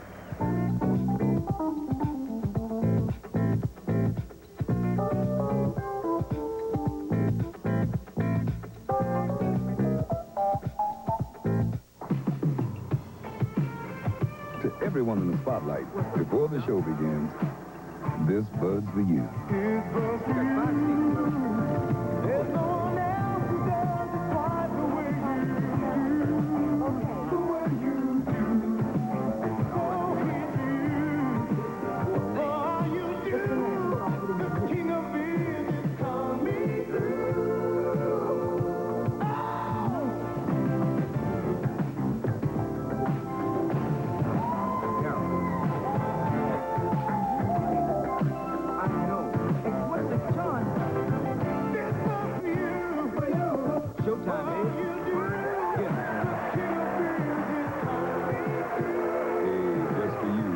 Distinctively clean, crisp taste that says Budweiser. Hey, man, nice job. This Bud's for you. Uncover the untold secrets behind the superstars on the start of something big. Loretta Lynn might have spent her life in the poverty of Kentucky coal mines. Cliff Robertson turned his back on the family fortune. Ricardo Montalban, a boy from Mexico City whose dreams came true. Plus, General Hospital's Jacqueline Seaman. Steve Allen's hilarious beginnings of everyday things. And the start of the Honeymooners. Tantalizing trivia and superstar success. That's the start of something big. Tonight at 9 on Channel 11. Participating advertiser in New York Yankee baseball is Con Edison. Sir, visit their conservation center in the Chrysler Building. Bottom of the 4th inning here at the stadium. Yankees 1 run on 3 hits off Tom Seaver. The White Sox 0-5-0. Spencer Ross, Bill White, Lindsey Nelson on Phil Rizzuto Day. Scooters, number retired, plaque to be installed in the Monument Park section. Some wonderful gifts for a wonderful man and a tribute of love on a beautiful sunny Sunday afternoon in the month of August for Phil Rizzuto. Dave Winfield to lead it off for the Yankees. He flied to center in the first inning. Yankees with a 1-0 lead. And Seaver, despite the fact he's behind in this ball game, Lindsey Nelson, he coasts along, doesn't he? Absolutely. Paces himself about the same way. Outside on the breaking ball, ball 1. There are those pitchers, and I mentioned Koufax and Seaver, that, 20 years from now, when you describe to a kid how he pitched, you'll say it was the same every time, that same rhythm, and when he got into the flow, it was just beautiful to watch. That's it.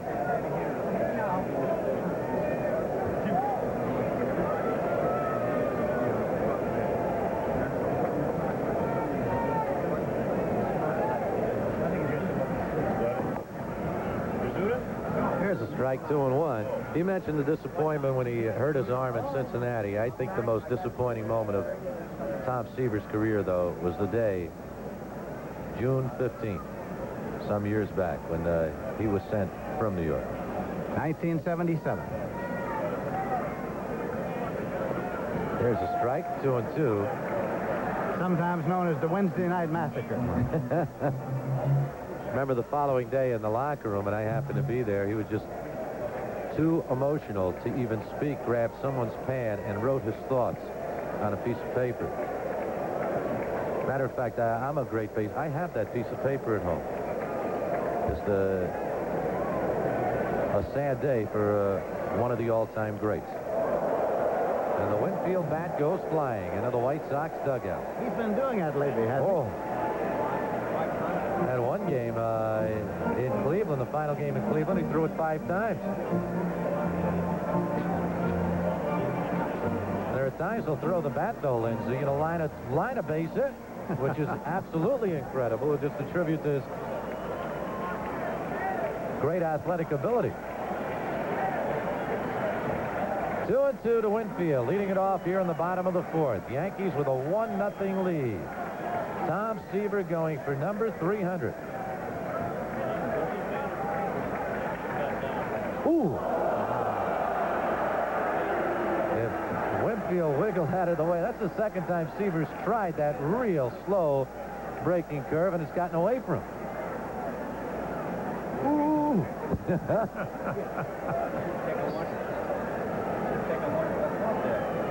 Watch Seaver on the delivery here. Like he let loose that ball a little earlier than he wanted to, Lindsey. Could have been. So the count is full now to Winfield. Seaver has yet to walk a batter. He has struck out one. That was Griffey in the first inning, but Griffey has the RBI single in the 3rd inning for a 1-0 lead, and a good play by Hewlett. His throw is low. Will undoubtedly give Winfield an infield hit.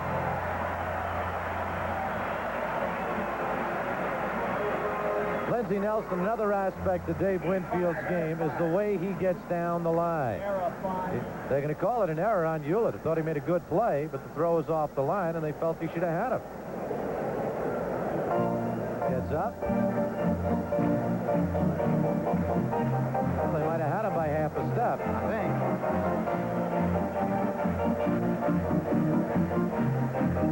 So the error goes to Tim Hewlett. And Winfield is on as Walker tried to make the play on the short hop. Dan Pascook, the youngster from Harrington Park, New Jersey, who had a big day yesterday. Ball 1. Lindsey, he had a game earlier in the year in which he hit 2 home runs back-to-back times into the upper deck in right field here in Yankee Stadium. Oh, my. Winfield from first, nobody out. He's strong and a great deal of talent. Lou Piniella, the Yankee hitting coach, feels a year from now, anything that resembles a question about this young man will be dissipated.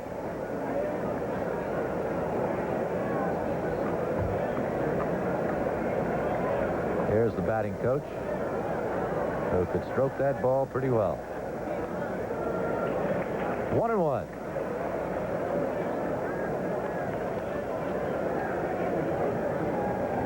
I don't hear people talk too much about Seaver's move,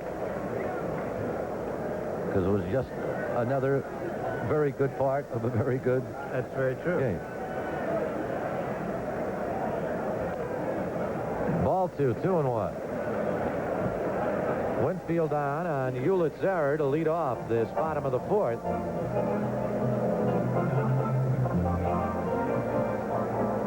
We have not gotten an attendance figure yet, but there are 50,000 plus.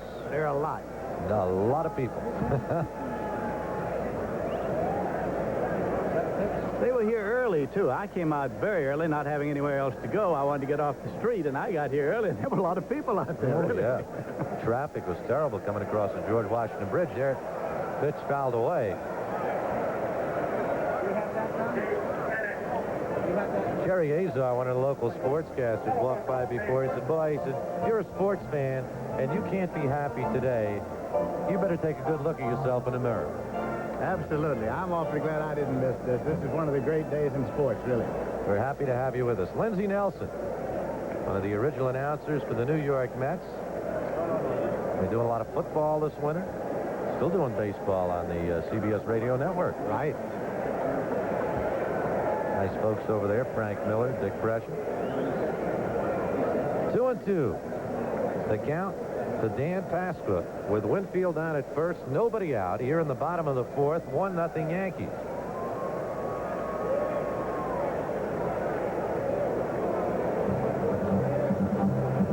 Winfield has stolen 9 bases.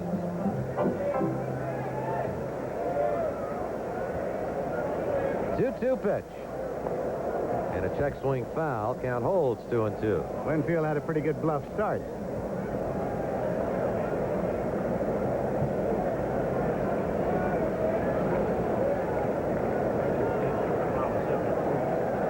Well, Texas has now moved out in front of Toronto 7-3 in the 7th inning.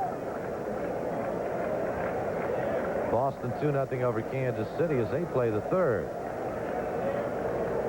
I think Seaver's concern is so much about Winfield trying to steal. It's more about the Yankees perhaps playing hit and run. There's nobody out in the bottom of the 4th inning. There goes Winfield, and it's fouled straight back. And that's got to be a confidence booster for a youngster like Dan Pasqua to be put in this situation against Tom Seaver. And Billy Martin says, hit and run. I feel you are capable of getting your bat in the ball. What he's also doing, Spencer, is making Seaver throw Pasqua a fastball. If he thinks that Winfield is going to be running, he doesn't want to get a curveball too far down the dirt. 2-2. And this one's fouled away. Winfield was not moving on that pitch.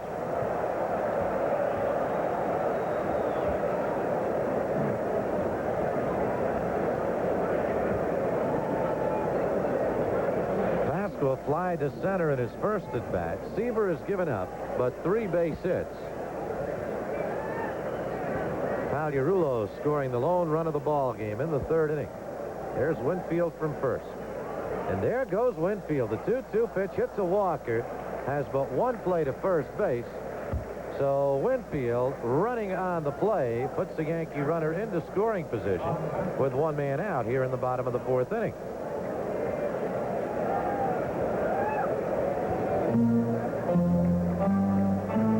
Ron Hasse will step in. Flied to left back in the 2nd inning. The Yankee run came in the 3rd. A single by Pagliarulo. Went to 2nd on Henderson's ground ball and scored on Griffey's single. So 2 of the 3 Yankee hits coming in that 3rd frame.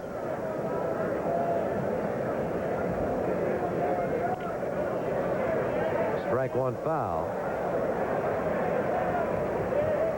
Joe Cowley has shut out the White Sox through the first 4, although he has given up 5 hits and he has walked 3. White Sox have left 5 on base.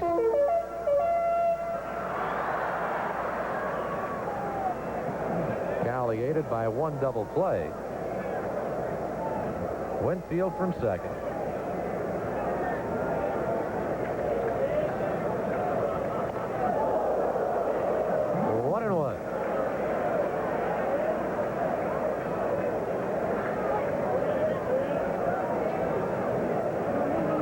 Seaver was good at using that inside part of the plate throughout his career, wasn't he, Lindsey? Absolutely. That's his territory.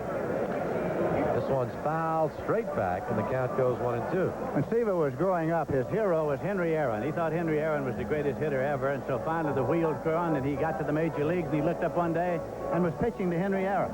Brought the pitch in tight, and Henry hit into a double play.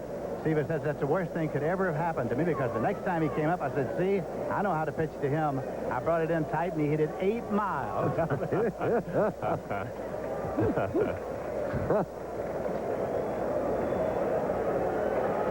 1-2 to Hasse with Winfield at second, 1 out. And it's fouled away. Yankees with a 1-0 lead here in the bottom of the 4th inning.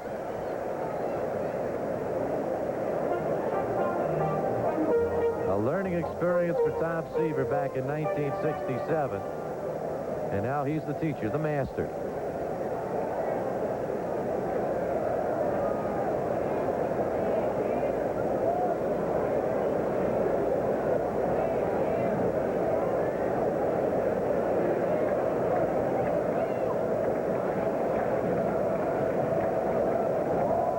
Pickoff throw. Tony La Russa felt if the Sox had gotten some runs from last year, Seaver could have won 20. He did win 15, lose 11.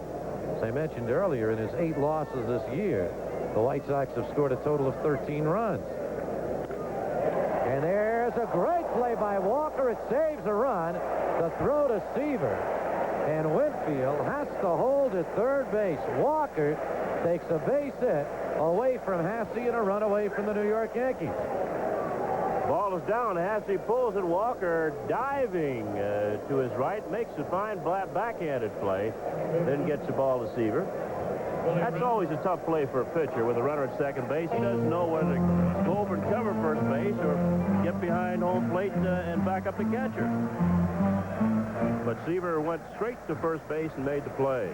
There's Winfield over at third. Willie Randolph now with 2 men out. Randolph bounced to short in his first at-bat. Yankees with a 1-0 lead. Walker saving a run right there. Strike 1. Hey, Winfield. It was one of those old Jackie Robinson come 30 feet down the line bluffs just there.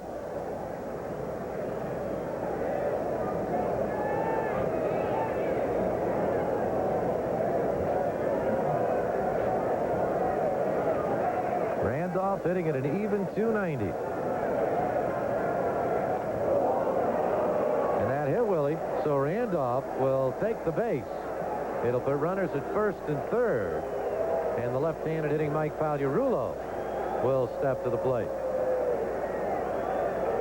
Ball tails in on Randolph and gets him on his right shoulder. Or to get his right hand. Looks like it might have got him on the left hand there. That's the 6th batter that Seaver has hit this season. So Winfield at third, Randolph at first. There are 2 outs. And Mike Pagliarulo, who singled in the 3rd inning and came around to score on Ken Griffey's single, the only run of the ball game, steps in.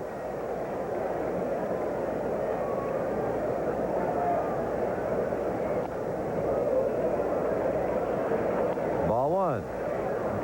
Check it. Oh, strike 1. There you see home plate umpire Darrell Cousin making the indication.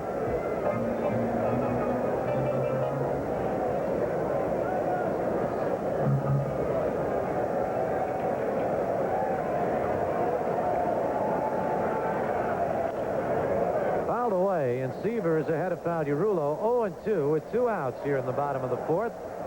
1-0, Yankees lead it.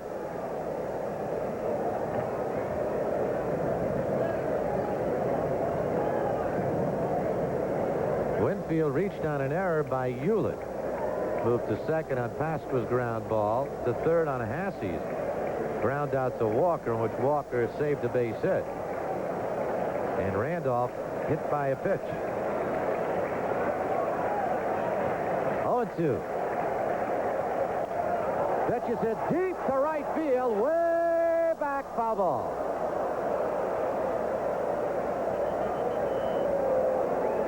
Close, but no Seaver for Mike Pagliarulo.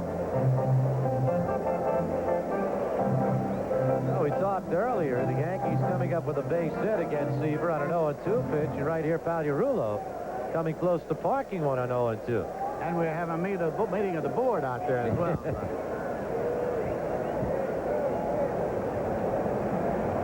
What if they're going to change signs? Otherwise, why would they need D in there? True.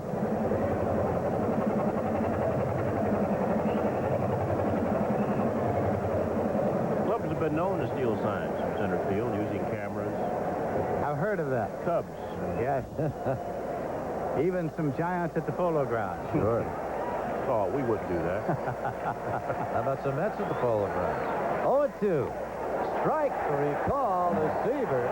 Strikes out Pagliarulo to retire the side. No runs. An error. The Yankees leave 2 and through 4 here at the stadium on Rizzuto Day. Yankees 1, White Sox nothing. The man, Henry Tillman, Junior Executive, Channel 11. Kiss the children for me. The mission? Find the big idea. Who am I kidding? Sure, Channel 11's got New York's favorite comedies and blockbuster movies, news, Yankee baseball, but I'll never find a big enough way to say it. The heck I won't. I'm Henry Tillman, a little guy who can make a big splash. I'll look up, I'll look down, I'll look east, I'll look west, over hill, over dale. Most Americans choose not to hear the warnings about tinnitus. The warnings about what loud noises can do. How some sounds can get stuck inside your head. How they can grow and get louder.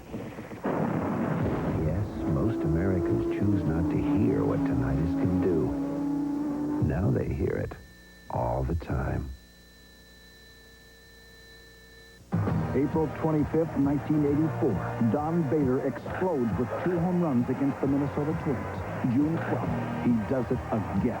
That's 2 home runs in 1 game, twice in a single season.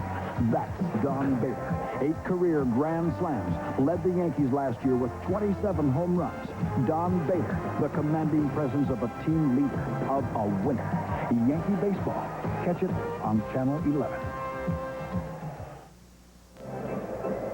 Another summer giveaway is coming up this Wednesday afternoon when the Yankees play the Cleveland Indians at 1 o'clock. All fans 14 and under at the stadium will receive a free Yankee thermos. Compliments of Dellwood. Good seats are on sale now, so make plans to be here.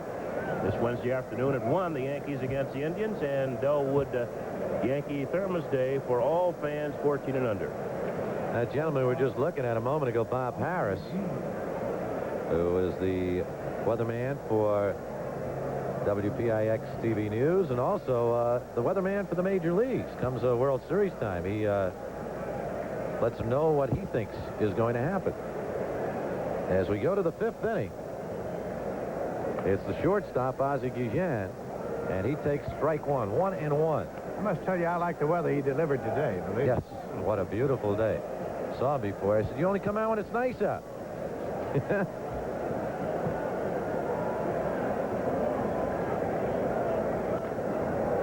Short left field, but Pasqua's there, and there's 1 man away. Guillen bounced into a double play in the 2nd inning. With runners at 1st and 2nd, nobody out, hit it up the middle. Meacham cut it off, stepped on 2nd and threw to 1st, and Cowley was out of 1 of 2 jams that he's been in this ball game. 1 in the 1st inning also. Luis Salazar. Cowley has struck out 2, Salazar and Fisk. And Salazar has the White Sox 6th base hit of the ball game. Pasqua, the throw into 2nd up high, and Mattingly backing it up perfectly.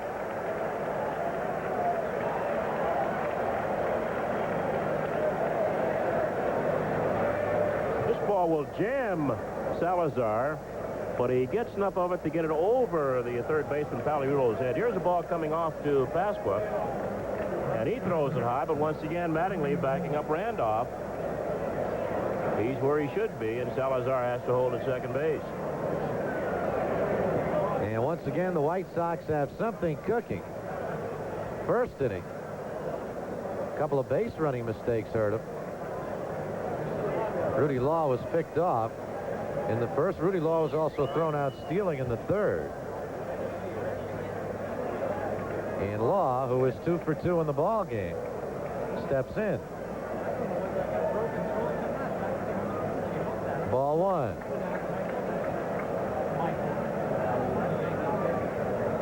Cowley has found his control after a rocky start with balls and strikes. He walked 3 in the first 2 innings, not walked anyone since. Foul ball. I heard that voice downstairs. I could.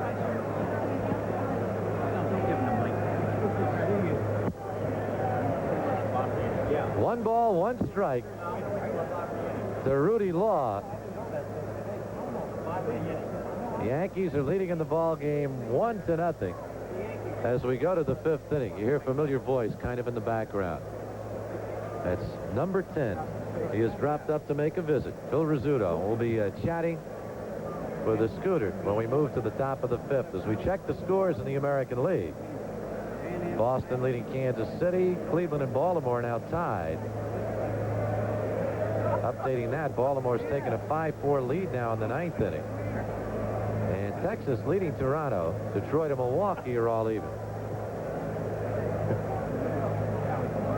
1 ball, 1 strike, 1 out. Rudy Law at the plate. And this could tie the ball game, but pass was over. And he makes the catch for the 2nd out. The ball hung up. And they're now 2 men away, and Luis Salazar still at second base.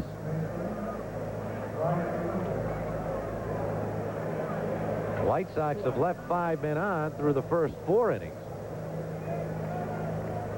And Brian Little, who walked in the first and fly to right in the third. Hit the ball pretty deeply in the 3rd inning, just about the edge of the warning track for Dave Winfield.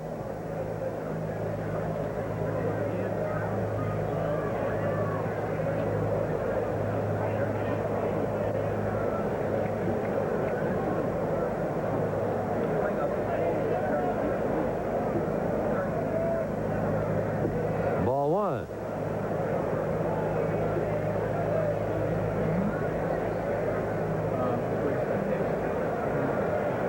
Joe Cowley looking for his 10th win of the year.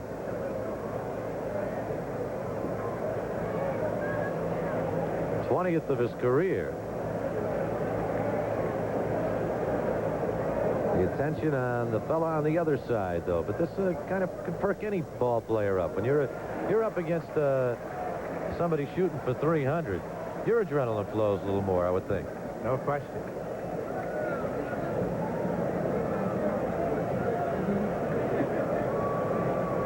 One ball, 1 strike. It's a little. Yankees with a 1-0 lead as we play the top of the 5th. Luis Salazar, a 1-out double. Leads from second. Outside, 2-1.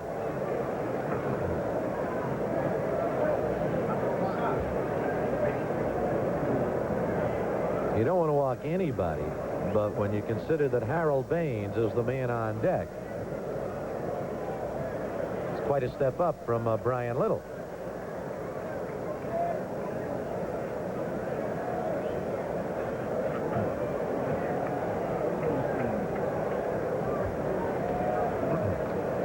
And Cowley is aware of that. 2-1 pitch. Missed outside, ball 3, 3-1. Now Paliulo's going to call time. He'll talk to Joe and remind him that Baines is on deck. We got a little fella here that can't hit the ball at the ballpark, and even if he gets a single, the Yankee outfielders are not playing him too deep. He's not going to hurt you that much. But the next fella, as you mentioned, can make it maybe 3-1. That's Baines. Here is the 3-1 pitch to Little. And Cowley gets it in, 3-2. And Little here, he wants to get on. He doesn't want to swing the bat. He'll take the bunt earlier. He just wants to get on and give Baines a chance to get a whack at Joe Cowley. Ricky Henderson out of center field resting. Here's the full count pitch to Brian Little. And Cowley loses him, ball 4. And it will bring up Harold Baines, who is single and popped to short. Bobby Meacham made a super play going out into the left field grass. Billy Martin looking on. He's trying to figure out what he's... Billy's mad. He's trying to... Gee, but he says, there's a guy, no home runs, 6 runs batted, and a .220 hitter. Walks him. In fact, has walked him twice in the ball game. And you've got the fellow Baines up, and he'll kill you. Billy can't believe it. But he bounces it to Randolph at second, and Cowley has gotten out of another jam. 4-3, the side retired. No runs, 1 hit. The White Sox lead 2 through 4.5. 1-0 Yankees. We now pause for station identification. Rizzuta, what are you doing here so early? You turning over a new leaf? No way, White. Just having a little cappuccino. Where'd you get cappuccino here at the stadium? I didn't. Cora made me some this morning. Put it in my new Yankee thermos. Salute. Wednesday, August 7th at 1 p.m., Delwood presents Yankee Thermos Day. Any fan 14 and under will receive a free Yankee thermos, compliments of Delwood. And now... I know, holy cannoli. WPIX, New York. Air conditioning, take action. Weather stripping, take action. Insulation, take action. Take action now. Visit Con Edison's Energy Action Center in Queens. Learn how to save energy and money in your home or apartment. There are hands-on experiments, exhibits, and a computer to show you how to conserve energy and save. Let our energy experts answer questions about Con Edison's consumer services. The Con Edison Energy Action Center at Queens Boulevard and Union Turnpike in Forest Hills. It's free, open Monday to Friday. Take action. Yankee Willie Randolph, he does it all. Pro photographer Fred Conrad, he catches it all with his Canon AE1 program. So advanced to capture Willie's sheer grace at second base. So much camera to follow Willie all the way home. Hey, can I try your Canon? Sure, it's simple. In sun or shade, it's a snap to use. The Canon AE1 program, so advanced, it's simple. Canon, the official camera of the New York Yankees. Bottom of the 5th inning, Yankees with a 1-0 lead, and the Scooter has joined us for a while on a beautiful sunny afternoon. Phil, I said this was an afternoon of love. This was a love fest here at the stadium, and I tell you, it was unbelievable. The fans, they've always been great. Maybe it's because I'm small, you know. And they never booed me, and they were just great to me my whole career, and I couldn't believe it. I felt the same thing, you know. Oh, Phil, it was beautiful, and it was a tribute to what you have done over the last 45 years here at Yankee Stadium as a player in the broadcast booth, and I'm proud to be part of it along with you, Scooter. Well, thank you, Spencer, very much. I'll tell you something funny. I was listening to the first part of the game while I was down in the suite with my family, and I hear this voice. I says, I know that guy. And I didn't know that. I didn't have a chance to read a paper today, find out what was happening. And sure enough, they're going to watch this now. He stepped right on my foot, and there I go. You know what that cow's name is? What? Stanky. After all the holy cows I used, they got back at me. They're tricky, those cows. I can't believe that. I knew Don Carney would save that. That's no bull. Right. 2-1 to Meacham, and he fouls it away. But anyway, I saw the sports jacket, and I said, it's got to be Lindsey Nelson. He has the greatest array of eyes-catching sport jackets that I have ever seen. This is solid silk, Scooter. I felt that just as I'm not too shabby, Lindsey. I'll tell you, for Phil Rizzuto Day at the stadium, I'll wear the best I've got. All right, there it is. There it is. That is beautiful. That is a beautiful jacket, folks. Take a look at that, huh? Unbelievable. Meacham broke his bat, goes back, gets another one. 2-2. You were very nervous about today. Oh, I want to tell you, Spence, I had to grab that golf club, really, to help me. And Frank had to hold me for a while because, you know, up here, you don't realize the tremendous stadium this is until you're down there and you look up and you see those sea of faces. And it really is scary. That's ball 3, 3-2.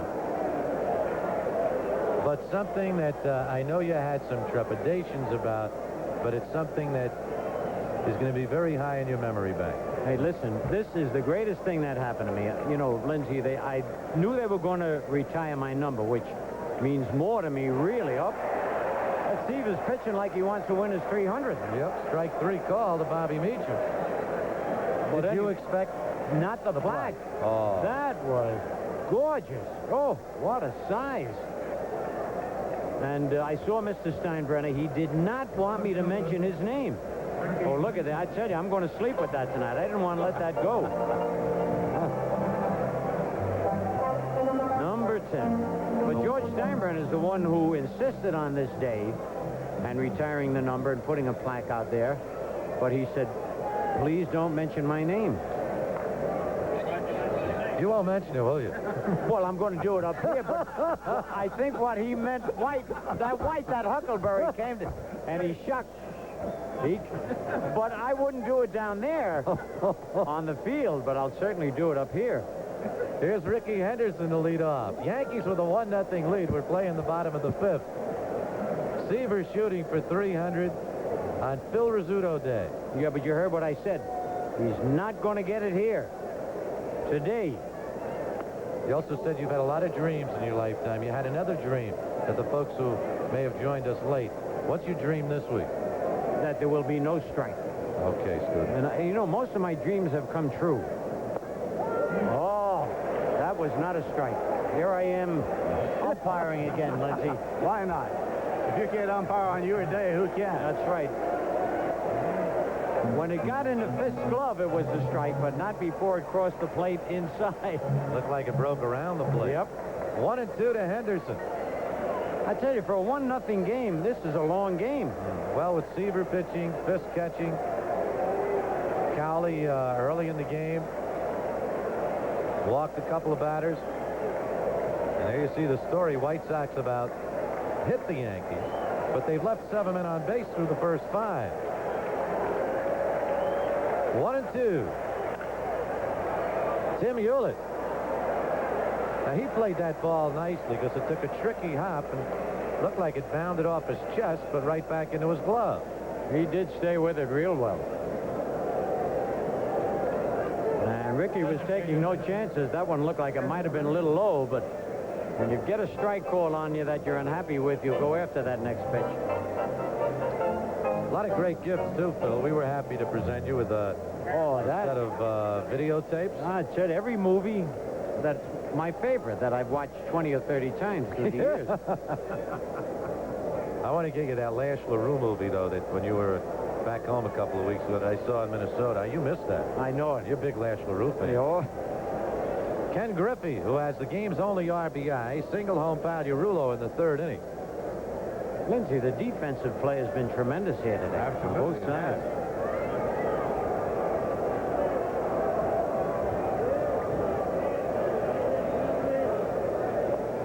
There's a ball. I was saying earlier, Phil, about that. There's an air here, a certain type of tension, a mixed emotion type tension. The Yankee fans, you, this gentleman here, Seaver. Oh, there's something special about the day. There really is. And I'm sure there are loads of people rooting for Seaver to win it. I mean, how many pitchers have won 300 games? 16, and Seaver looking to become number 17. Yankees lead 1-0, bottom of the 5th. Griffey pops it up. Rudy Law, a little bit of trouble with the sun, but he puts it away in a 1-2-3 inning for Tom Seaver here in the bottom of the 5th inning. We've gone 5, and the Yankees lead the White Sox 1-0. Burt Reynolds, an offbeat cop. We're in a hell of a business, Louis. In love with Catherine Deneuve, a high-priced hooker. My daughter's dead, and I've got nothing to lose. A call girl is dead, and Burt Reynolds wants the killer. They're not going to get there any quicker than we do. You killed Gloria. Facing multiple murders, he's got one job left. Hey, hands on the counter. Hustle, a deadly mission. Today at 5:30, only on Channel 11.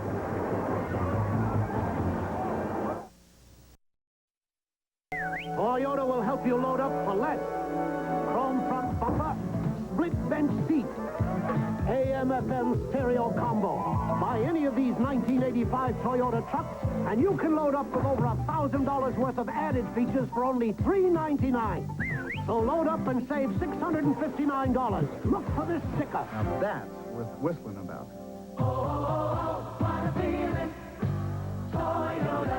On the next Benson, Krause has a nightmare. Someone is trying to kill me. What? It's my dream. It's my dream, too, but it's not like And the governor doesn't trust Katie. Did you say school dance? Yeah. Benson, when you were 14, did you dance with girls? Well, I did a lot more than just... I can't look. Monday night at 6:30 on Channel 11. Sixth inning here at the stadium on Phil Rizzuto's day with the Yankees leading the White Sox and Tom Seaver 1-0. Scooter, Art Russ Jr. says he's getting you a copy of Ceiling Zero with Jimmy Cagney. Circa 1938. Cagney was always one of my... I love the way he got shot. It would take him 12 minutes to fall down. He'd run about 8 blocks and stumble, and then finally, but he was great. I love that line when he died on the steps? On the steps, and the cop came over and said, "Who is that?" To his girlfriend. He used to be a big shot. Yeah. Right. Scooter, you're a big shot, and you'll always be, and we love you, and we're so happy we could be a part of this today, Phil. Thank you, Spencer. And Lindsay, it was great seeing you again. Great to see you, really. Let's get Bill White back to work here. He looks too relaxed. I just want to take 1 second to again thank everybody who had anything to do with this day. It's, as you mentioned, Spencer, a day I'll never forget and cherish for the rest of my life. See you later, Lindsay. Jimmy Hunter. Oh, listen to that. Holy cow. Holy cow. Greg Walker takes ball 2, 2-0. Yankees with a 1-0 lead as we play the 6th inning. Walker has walked and singled. White Sox have left 7 men on through the first 5 innings. They've out-hit the Yankees 6-3. Joe Cowley has walked 3. He struck out 2.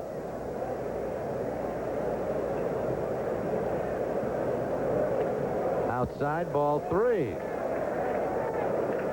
Double checking those walk figures. You saw them on the screen. That's correct. 4 walks issued by Cowley.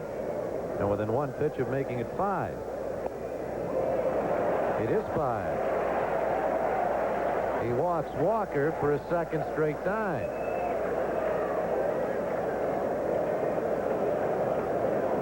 The old expression about how many times can you go to the well. You bet. And a tough man coming to the plate. Carlton Fisk. Cowley got into those control problems in the 1st inning, but then with Fisk up, got ahead of him 0-2, and he turned over a beautiful curveball to strike him out. And then ahead of Fisk again 0-2 in the 4th inning, got him to pop to Meacham at short.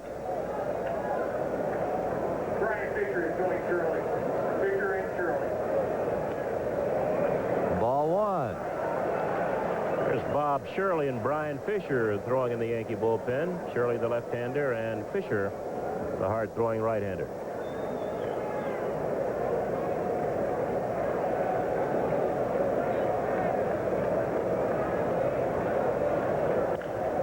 This could be 2. Meacham, Randolph 1, Mattingly safe.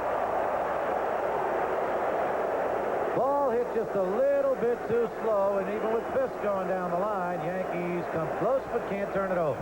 Now Billy Martin's going to come out and argue as we watch the play again. Here's Meacham to his right. He hurries the ball to Randolph. Randolph throw down the right field line just a little bit, but I believe that Mr. Fisk could have been called out. Yes. I believe you're right, Bill. His foot had not touched that bag. Well, what happens, Spencer, these umpires, they get caught behind the play. The first base umpire, Shulock, actually didn't see. He's anticipating a little bit. He was hidden by Mattingly. Watch the umpire here.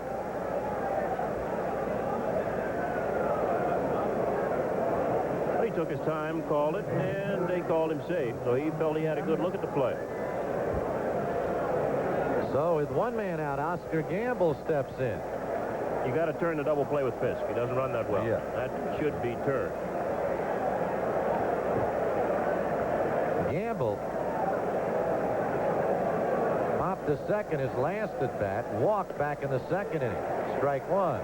Also would not hurt Mattingly to play behind Carlton Fisk, not too far back.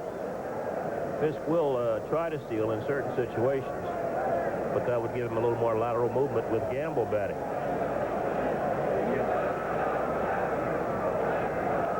Outside, 1-1.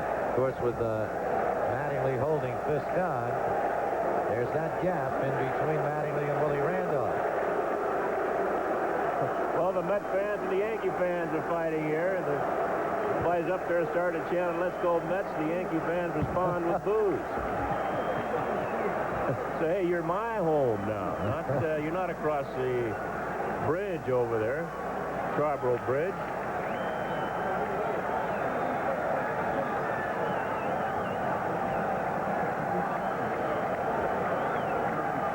One ball, one strike, one out.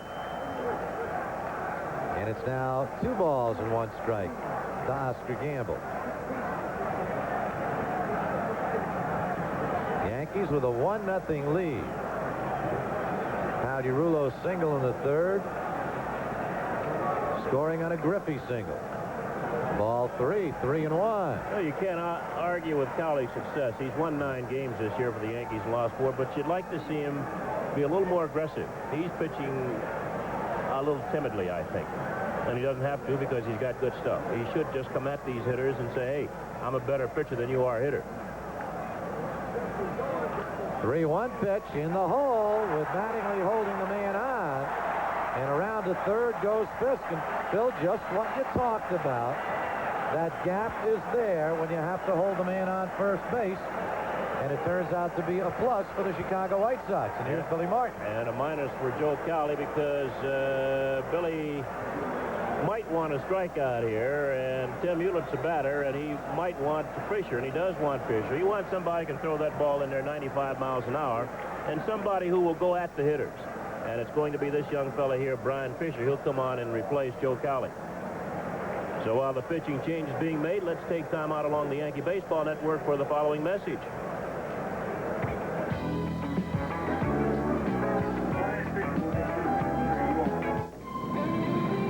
To everyone who's got what it takes to make his own brakes, this Bud's for you. Testing.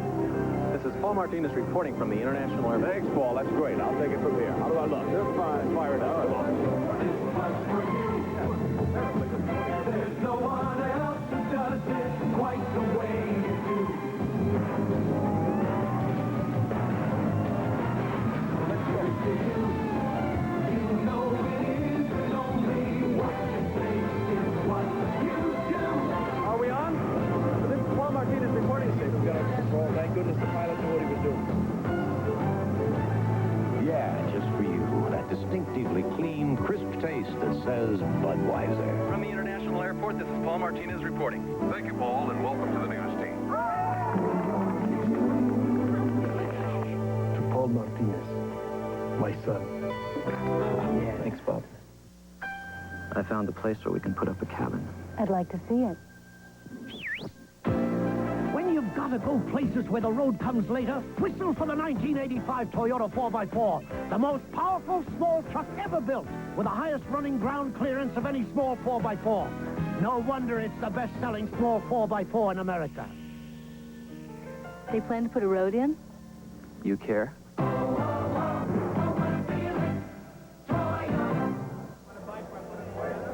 Brian Fisher making his 32nd relief appearance for the Yankees. He's won 2 and lost 2. A 2.33 ERA and 4 saves. Joe Cowley went 5 1/3. Gave up no runs on 7 base hits. He struck out 2, walked 5, and kept wiggling in and out of trouble. It'll be Fisher's job to try to get Tim Hewlett out. Of course, the 2 people on Fisk over at third base and Gamble on at first are the responsibility of Joe Cowley. And here, Spencer, Billy simply wants somebody to throw that ball 95 miles an hour. He doesn't want to try to fool Hewlett. Just run him away from there if you can. But the Yankees are going to have to worry, I think, a bit about the squeeze in this situation. Well, it's 1st and 3rd. You saw those numbers, 20 walks and 45 strikeouts for Fisher. In his last 11 appearances in 16 innings, he has given up only 8 hits and 1 run in 16 innings. And he has walked 4 and struck out 17. And Tim Hewlett, who has struck out 56 times this year, he singled in the 2nd inning and then bounced out to Randolph. There you see Fisk leading from 3rd. Strike 1. And Gamble on at 1st. Good performance by Joe Cowley. He did walk 5, got into trouble, but pitched out of it each and every time. Up high. 1-1.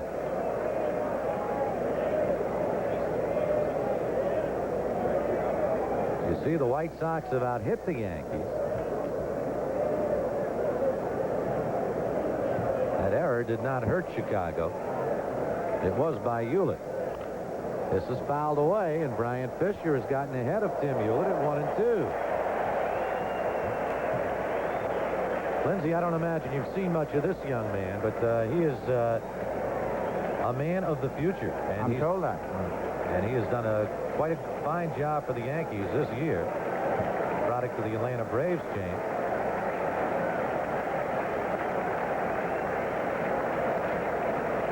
There's Fisk at 3rd. Inside, 2-2. Fisher nearly made the ball club in spring training. He had a streak of about 14 shutout innings. In his last appearance, gave up a couple of runs. Yankees started him out in Columbus, but brought him back quickly. He's been with the team since May 7th. 2-2. And it's hit to right field. It'll score a run. Fisk will score. Gamble on his way to 3rd. And it'll be a ground rule double. So 2-2 the count, and Hewlett strokes the ball into right field, and we've got a new ball game. We're tied at 1.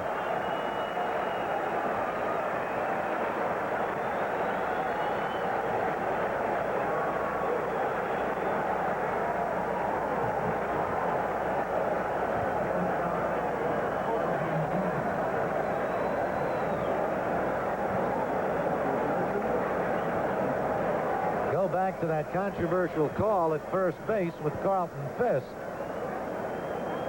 in which the Yankees thought they turned the double play. First base umpire John Shulak said no, and we've got a 1-1 ball game. And the infield up. And once again, a good bunter up at the plate in Gijan. Well, I don't know if he'd use Gamble on the front end of a squeeze. They thought they might. Called the pitch out. There's Gamble down at 3rd.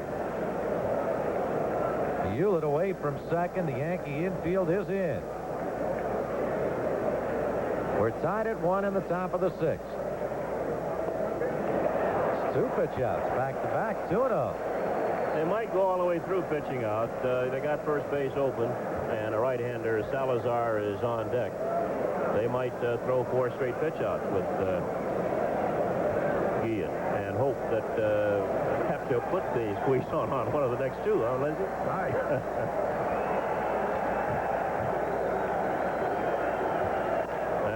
Right field, Winfield on, makes the catch, no, bobbles it. So it's a base hit, throw comes to the plate, Gamble scores, and the White Sox lead it now by a score of 2-1. I thought he had made the shoestringer.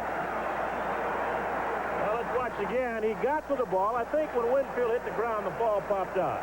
You come on here, he has the ball there. Now, all of a sudden, popped out of the glove, and technically you've got to bring the ball out with the meat hand. Dave did not do that. So Guillen gets a base hit and a run batted in, and those 2 runs now charged to Joe Cowley. Brian Fisher working on his own ERA. And the White Sox now with runners at first and second. And Luis Salazar takes ball 1. Kind of strange. Hewlett's still at second base. Well, he didn't know what to do because he thought Winfield, the last time he looked, Winfield had the ball in the glove and it popped out, and Hewlett didn't know what to do, so he decided to stay put. Popped up, but it'll go out of play. 1 ball, 1 strike to Luis Salazar.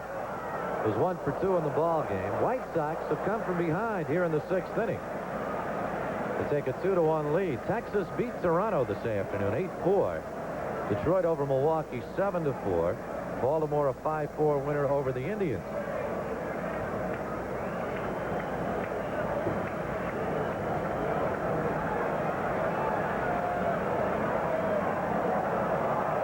Tim Hewlett down at second. Here's the line of Joe Cowley. 5 1/3 innings pitched. 7 hits. Hewlett's double tied the ball game. 5 walks. Scoring 5th. And the count is now 1-2 to Salazar. 5 1/3 innings. 7 hits. 2 runs, both earned. 5 walks. 2 strikeouts. So at this point, Joe Cowley is the pitcher of record on the losing side. He can now win the ball game. White Sox 2, Yankees 1. Meacham to Randolph, and that'll be it. The 4th play, 6-4. Meacham had to hold up just a bit with Hewlett cutting in front of him. Hewlett advances down to 3rd.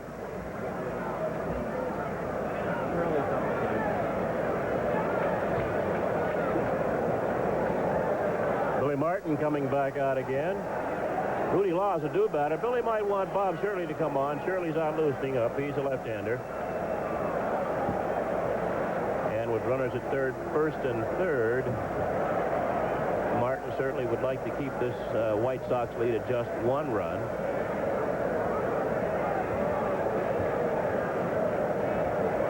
And it looks like he's going to let Fisher continue.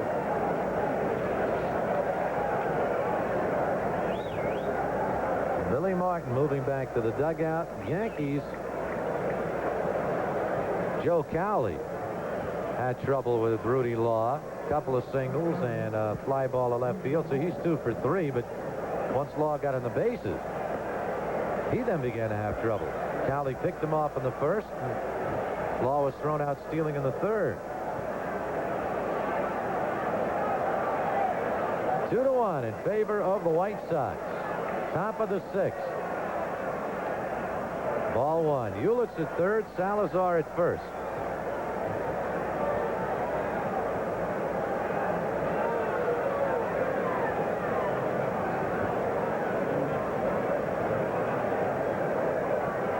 The base on ball started this off. The walk to Walker. A force play. A single by Gamble. And Hewlett doubled home a run.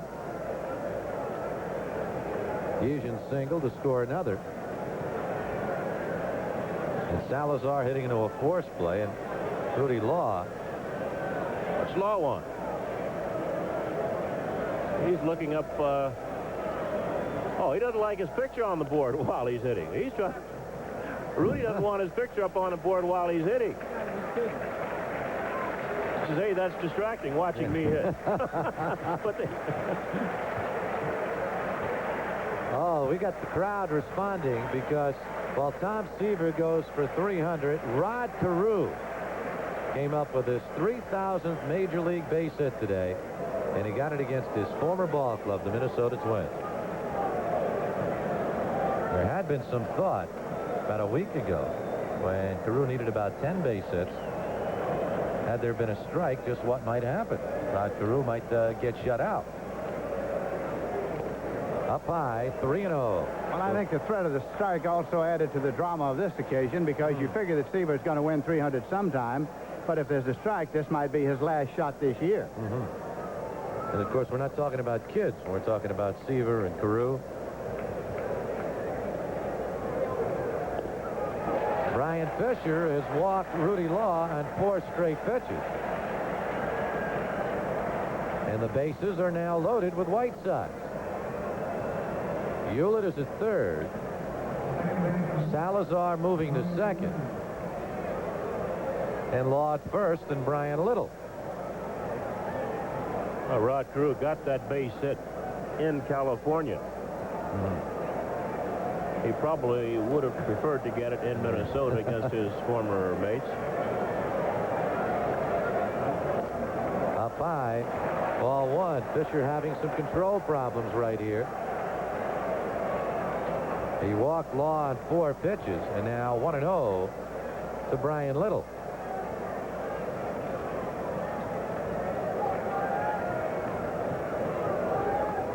Strike 1.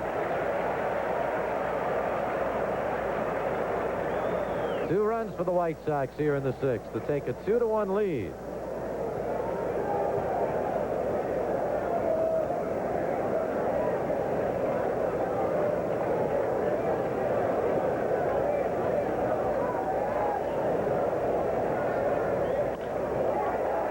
Mattingly cannot get it, either can Randolph. Hewlett scores. Salazar scores. White Sox have taken a 4-1 lead.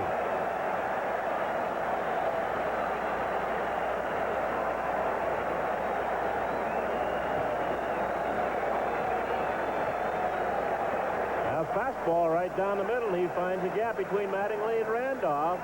Out of reach of both Yankee infielders.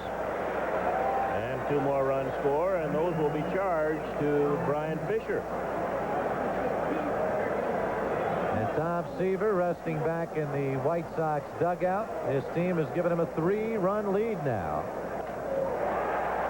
And there's another base hit by Harold Baines.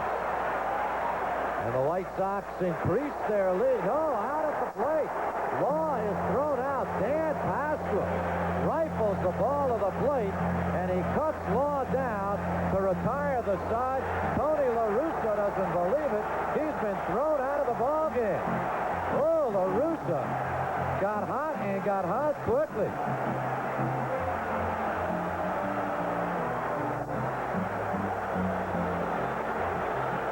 Tony La Russa came flying out of the dugout. Baines got the hit to left field. Law was thrown out. But for the White Sox, they bat around. They come up with 4 runs on 4 base hits. And after 5.5 innings, it's Chicago 4 and the Yankees 1.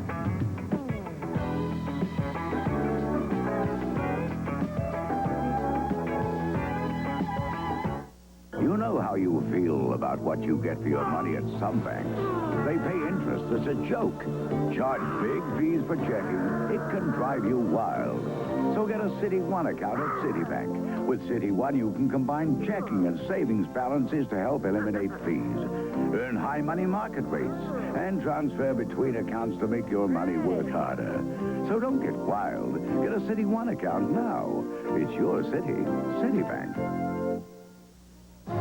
There's a new movement sweeping the country. The 1985 Toyota van. So innovative, it'll change the way you think about vans. It seats 7 or carries 1,500 pounds of sheet music and gives you the best gas mileage of any van you can buy. You can even get an ice maker and 2 sunroofs. The Toyota van. It's a whole new movement.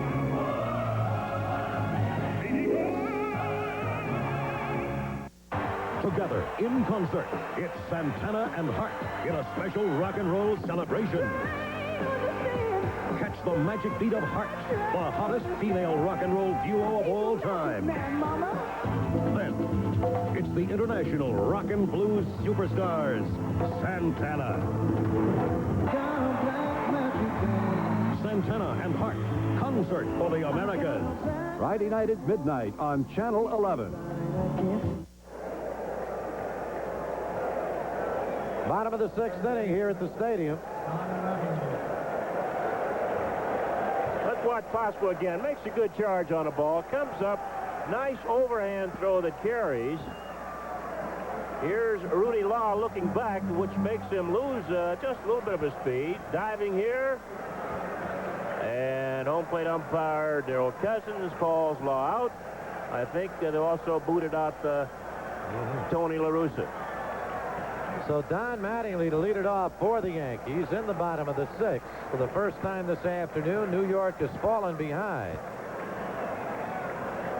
Mattingly singled in the first and bounced into a force play. Ball 2. Seaver has given up 3 base hits in the ball game. The last one, Ken Griffey's RBI single in the 3rd. Strike 1. Like all great pitchers, Seaver no exception. They get stronger, and you've seen it so many times, haven't you, Lindsey Nelson, with him?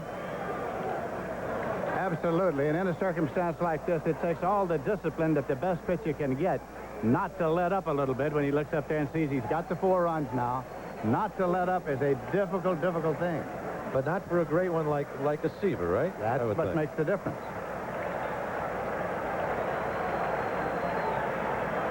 Two and 2 to Mattingly. Greg Walker, he'll take it by himself. So Mattingly retired on the ground ball to Walker, and there's one man away here in the 6th inning.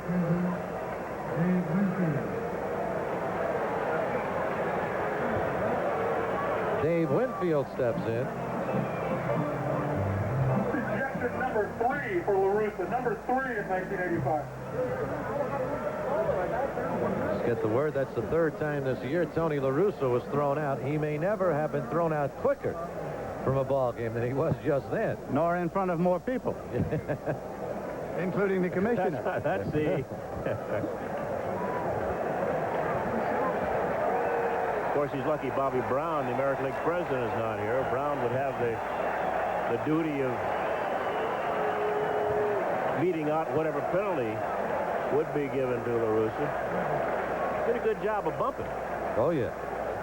Winfield, strike 1. Winfield fly to center and then reached on an error by Hewlett. Hewlett went into the hole, going to his left to stab the ball. His throw was in the dirt, and Walker couldn't hold it.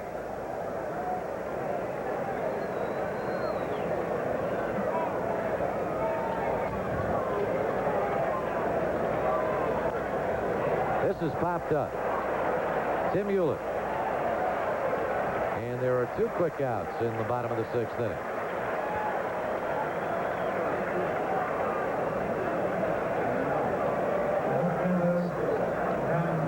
Tom Seaver's daughter getting a shot there.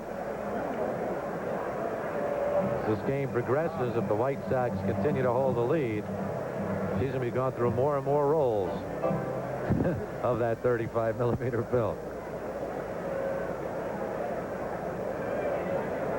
Dan Pasqua, who's 0 for 2. He flied to center, then bounced to Walker. Yankees trail 4-2, 4-1 here in the bottom of the 6th. Fastball, strike 1.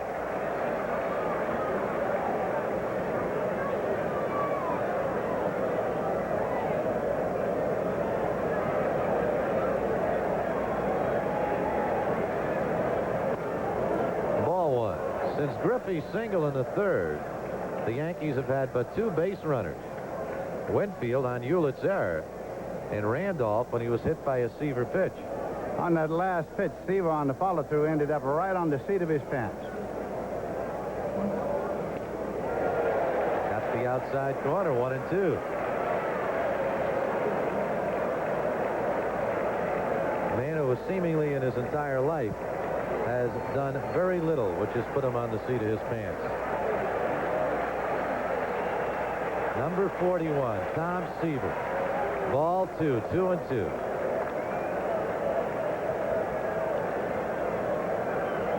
Certain numbers that depict greatness.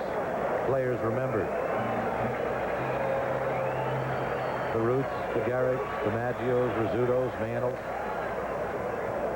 Jackie Robinson.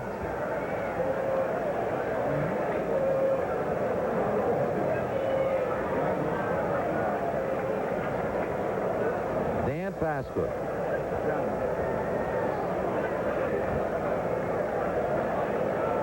Harrington Park, New Jersey. As a youngster, he watched Tom Seaver pitching for the New York Mets. And it swung on and missed. Strike 3. Seaver has a 1-2-3 inning through 6. It's the White Sox 4. The Yankees 1 on the Cannon Camera scoreboard. And we're now going to pause for station identification. West side. Hey, Pierre, what's with east side, west side? That's where you can play Saratoga at New York City OTB. Saratoga? Yep, OTB has all the races from Saratoga, and you can see them live at 14 branches. Terrific. And hear live calls at every branch. East side, west side. Play Saratoga at New York City OTB. All around the town. Saratoga at New York City OTB. Terrific. WPIX, New York. Rizzuto, what are you doing here so early? You turning over a new leaf? No way, White. Just having a little cappuccino. Where'd you get cappuccino here at the stadium? I didn't. Cora made me some this morning. Put it in my new Yankee thermos. Salute. Wednesday, August 7th at 1 p.m., Delwood presents Yankee Thermos Day. Any fan 14 and under will receive a free Yankee thermos, compliments of Delwood. And now... I know, holy cannoli. Paul Newman's back as ace detective Lou Harper. I know you didn't shove those sleeping pills down her throat. Joanne Woodward's his latest client. I don't know where to start. And this time, Harper's in real deep. This man is sorely trying my patience. I don't know what you're talking about. You're loony as a fruitcake, you know that? Paul Newman's up to his neck in hot water. Find out if he escapes the drowning pool. Wednesday night at 8, only on Channel 11. Bob Shirley comes on, third pitcher of the afternoon for the Yankees, after Brian Fisher made his move in relief and did not fare too well. For Shirley, this his 26th game of the season, a record of 3 wins, 3 losses, an earned run average of 3.52 on the year. And Shirley's last appearance in Cleveland in a 9-1 Yankee loss, he pitched 2 no-hit innings, walked 1 and struck out 1. This is third appearance of the year against the White Sox. He is 0-1. He came out in a ball game at Chicago in the 11th inning, gave up 4 straight hits. White Sox scored a run and beat the Yankees by a score of 5-4. That was back on April the 27th. So Shirley comes to the mound. Brian Fisher came on after Joe Cowley got into trouble in the 6th inning. It was still a 2-0 ball game, but then Tim Hewlett doubled off Fisher. Ozzie Guillen's single. There was a forced play, a walk. Brian Little's 2-run single, another single. And the White Sox put 4 runs on the board. Fisher, 2/3 of an inning, gave up 4 hits, walked 1, did not strike out anyone, and gave up 2 runs. Greg Walker to lead it off. Bill? All right, Spence. White Sox had batted around in that 6th inning. And Walker in that a 6th inning walk, leading the inning off. He's walked twice and singled in the ball game. And the count is 1-0. Now it's 2-0.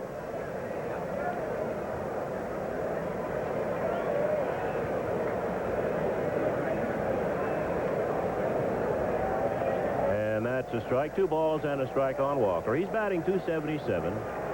15 home runs, 63 runs batted in. And it's 2-1. Walker will be followed by Carlton Fisk and then Oscar Gamble. That's high.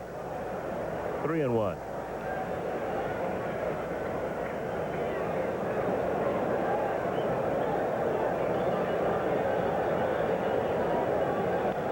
Out of play. 3-2. Full count.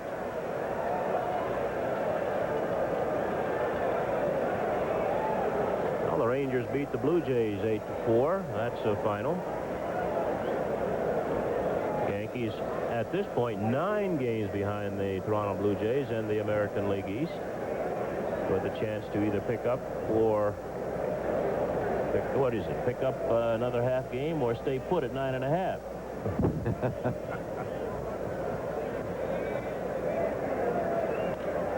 Into left center field, Pasqua coming on, glasses down for the first out.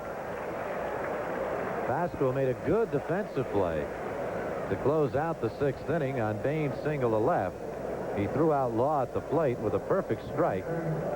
Tony La Russa didn't think so, and he got the heave-ho. La Russa booted out of the ball game for the 3rd time this year. Here's Carlton Fisk, who was struck out, popped up, and forced a runner and scored a run. He scored the tying run in the 6th inning. He was called safe at first base on a close play on the back end of a double play. And that was obviously a very important call in this ball game. The Yankees would have gotten out of the inning. Ball 1. The White Sox 4 runs, 11 hits, have made 1 error. The Yankees 1 run on just 3 base hits. They've played errorless baseball.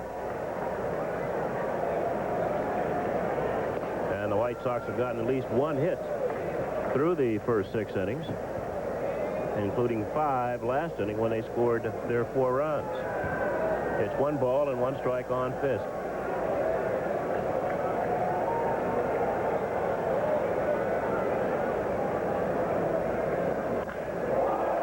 Into left, Pasqua can't get it. And Fisk will hold at second with a 2-base hit. Carlton Fisk hit that ball hard over Pasqua's head up against the wall, and he has doubled with 1 out in the 7th inning. He hit a rocket, kind of like you see Don Baylor hit, and the added strength of Carlton Fisk right here. Pasqua got the glove up, but it just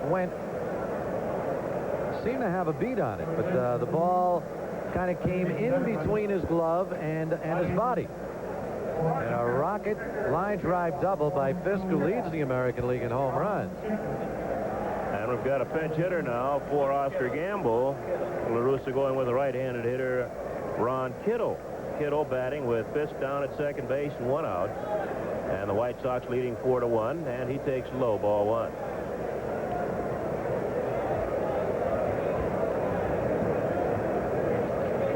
Home runs, 17 runs batted in for Kittle.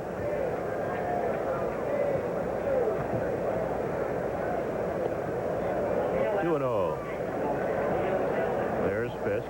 The Yankees get another reliever up in their bullpen. It's a right-hander.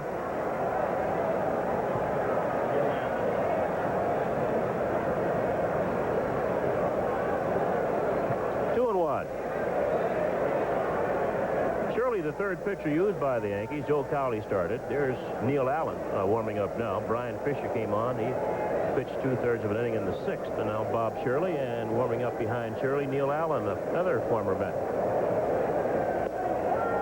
2-2.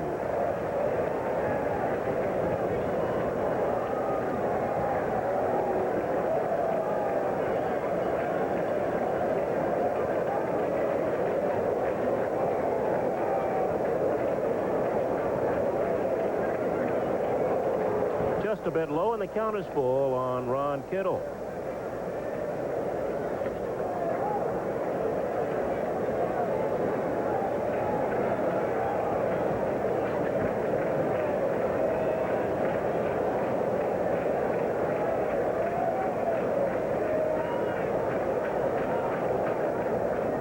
Got him, struck him out. Kittle goes down on strikes for the 2nd out. Fisk still at second base, and here's Tim Hewlett. He got the big hit in the 6th inning as he doubled in Carlton Fisk. Fisk was on the run, and he doubled him in, sent Gamble to 3rd. Then Gamble scored on a single by Ozzie Guillen. Hewlett and Salazar scored on a single by Brian Little. And it's 4-1 Chicago. There's a strike.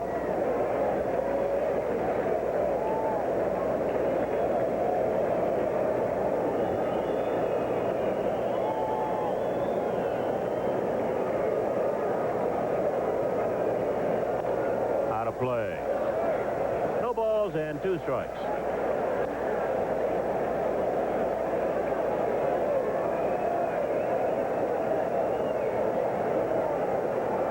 The shadow working its way out toward the pitching mound, which will not make hitting easy. Tough enough to hit as it is. Seaver working on a 3-hitter. And the shadow should obviously help him. 1-2. There's Seaver. Last man to win 300. Steve Carlton of the Philadelphia Phillies, 1983. The year before that, Gaylord Perry, pitching then with the Seattle Mariners. 1963, Early Wynn won his 300 with Cleveland.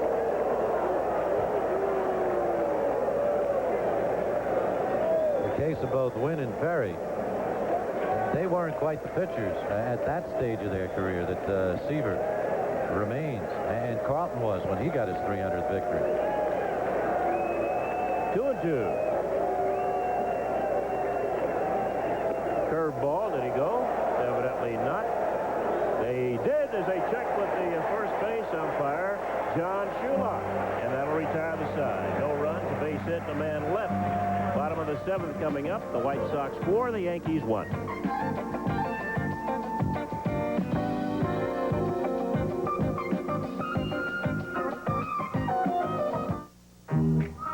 Give me a light. Oh! Bud Light. If you just ask for a light beer, you never know what you'll get. Give me a light. Bud Light. So if you want the less filling light beer with the first name and taste, don't just ask for a light beer. Give me a light.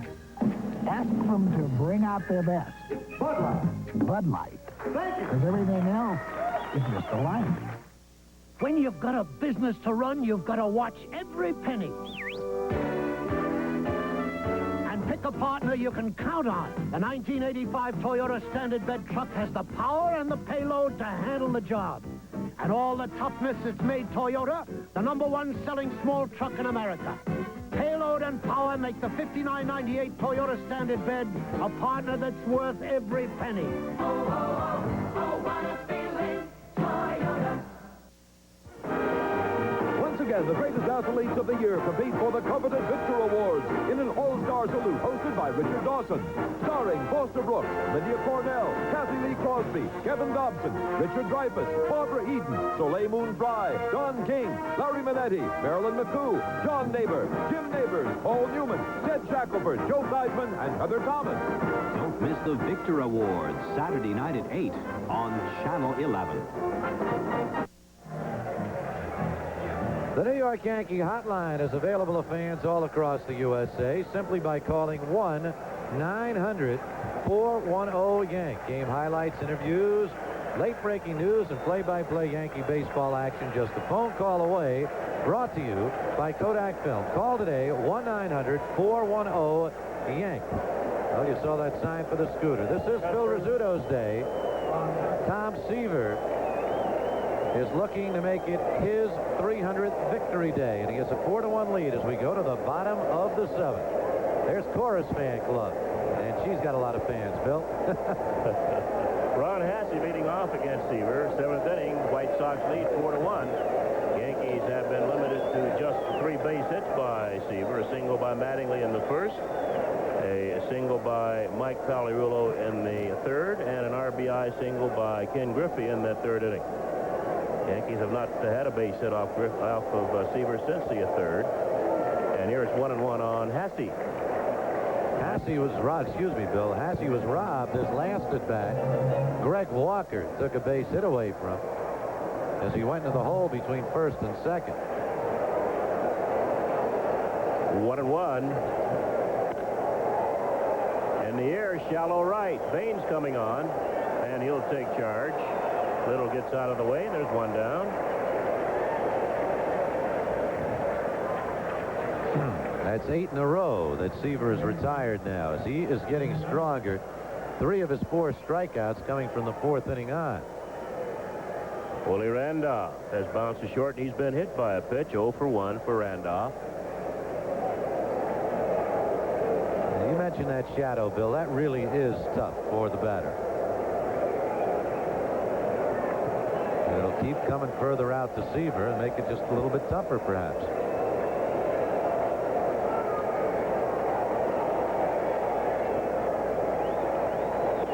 A strike to Randolph. There you see it. And, with the upper deck facade here at the stadium and the lights, it's even tougher because you got shadow, shadow, light, light, light, shadow. How's that again?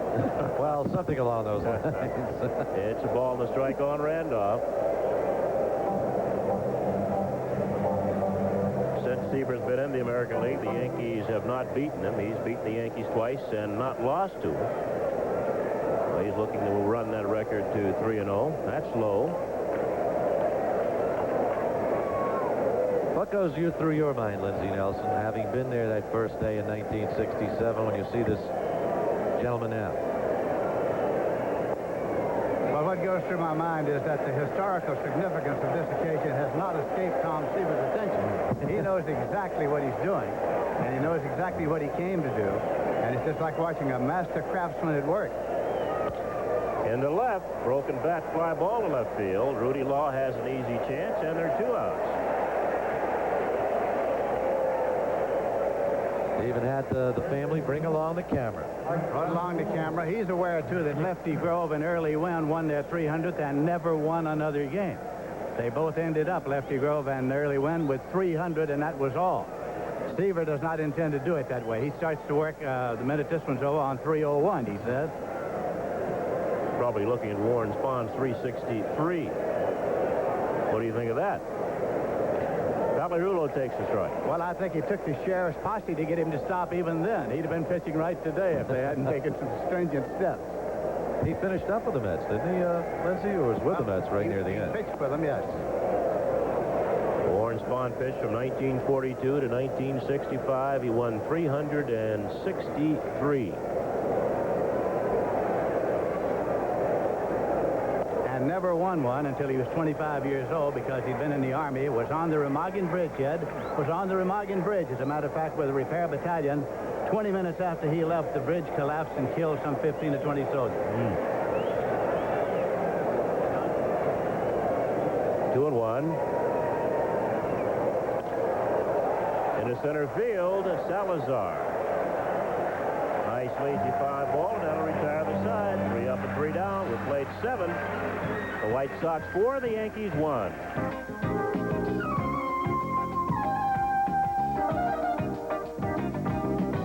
Burt Reynolds, an offbeat cop. We're in a hell of a business, Louis.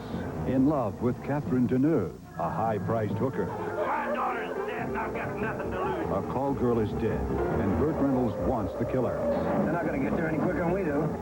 You killed Gloria. Facing multiple murders, he's got one job left. Hey, hands on the counter. Hustle, a deadly mission. Today at 5:30, only on Channel 11. If you just ask for a light beer, Give me a light. you never know what you'll get.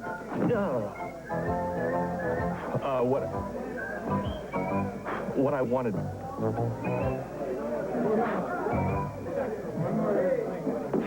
Bud Light. So if you want the less filling light beer with the first name and taste, ask for Bud Light. Because everything else is just a light. Frustrated in his quest for the big idea, Channel 11's Henry Tillman appeals to the people of New York. Ladies and gentlemen, I need you. Help me find a way to tell New York that Channel 11 is bigger and better than ever. If you love our movies, our comedies, our news, our Yankee baseball, send your big ideas to me, Henry Tillman, Box 1100. Together, we can dream the impossible, reach the unreachable, boldly go where no man or woman has ever gone. Top of the 8th inning here at the stadium. Spencer Ross, Bill White, Lindsey Nelson joining us as Tom Seaver goes for career victory number 300, and he is now 6 outs away from becoming the 17th in Major League history to accomplish that feat. The Seaver family with wife Nancy in the middle, as they are watching as Seaver has a 4-1 lead. He has given up 3 base hits to the Yankees, and we move to the 8th inning. Bob Shirley to pitch against Ozzie Guillen, Luis Salazar, and Rudy Law. Bill? And it's a ball high again. He's bouncing to a double play, fly to left field, and single and a run. And he wants a new batting helmet. 1 for 3 for the young shortstop from Venezuela. White Sox picked him up from the San Diego Padres in the Lamar Hoyt deal. Popped up, and Hasse will have to hurry. He will not get there. In foul territory. 1 ball, 1 strike on Guillen.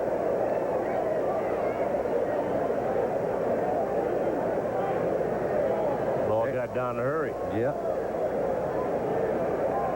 Hasse made the long run, but unable to come up with it.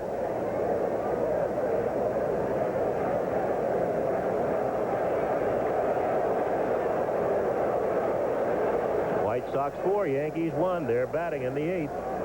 Looking ahead for the Yankees' 8th inning, Meacham, Henderson, and Griffey due up. And the Yankees have simply not done anything with Tom Seaver this afternoon. 3 singles against the right-hander.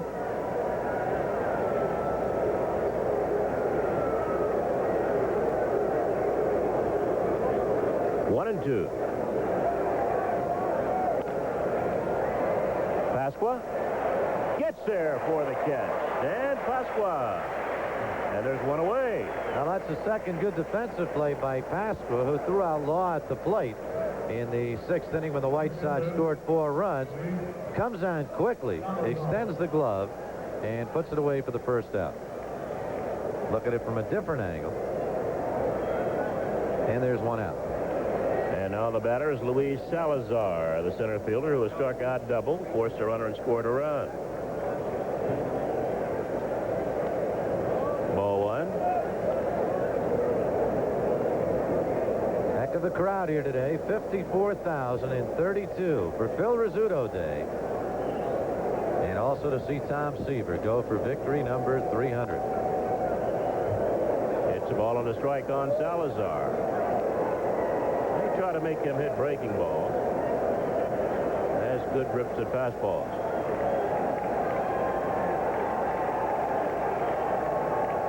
Well, the Reds beat the Dodgers 5-4, and the Phillies shut out St. Louis 6-0. That's high, so the Mets pick up a game on the Cardinals, not just a half game back.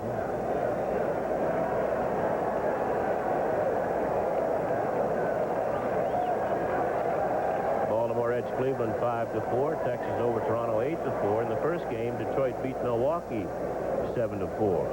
So the Yankees in danger of falling a half game behind Detroit. The Tigers would move into second. Should the Yankees not get something going this last couple of innings. 3-2 on Salazar.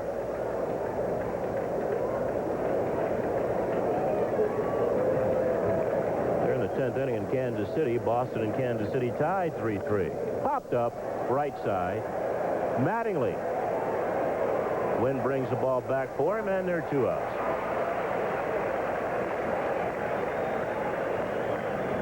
We're going to get a pinch hitter coming up here. Reed Nichols will hit for Rudy Law with 2 outs in the 8th inning. Nichols came over from the Red Sox in the deal that sent Tim Lawler to Boston. And he'll hit for Law, who had 2 base hits in the ballgame.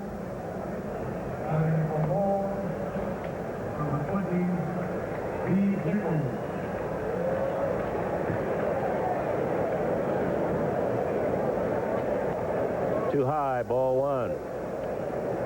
It's hard to break into that Red Sox outfield. Jim Rice, Tony Armas, Dwight Evans. Last year, all 3 of them drove in 100 runs. 2-0 on Nichols. 2-1.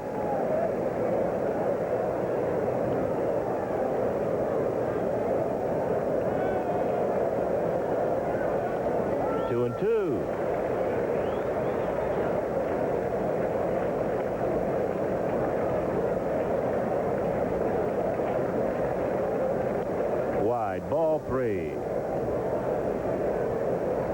That Bob James getting loose for the White Sox. He's been their top reliever.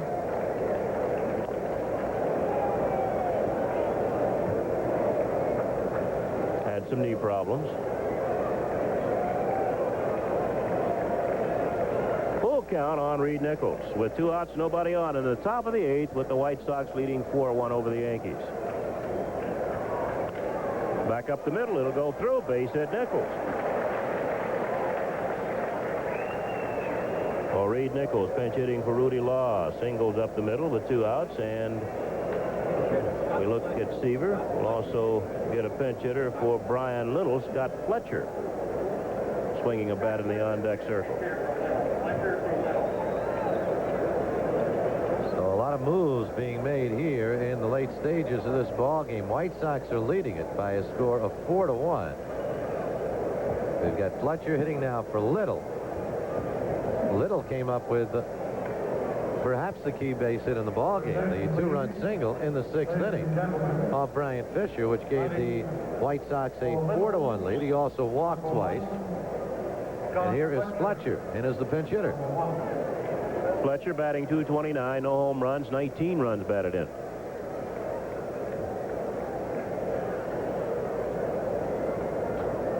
We'll have a couple of defensive changes in the bottom of this inning for the White Sox.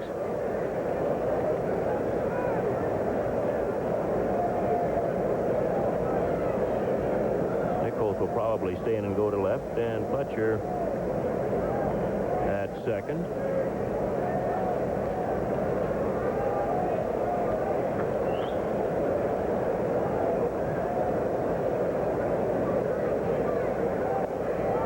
A strike call on the inside corner.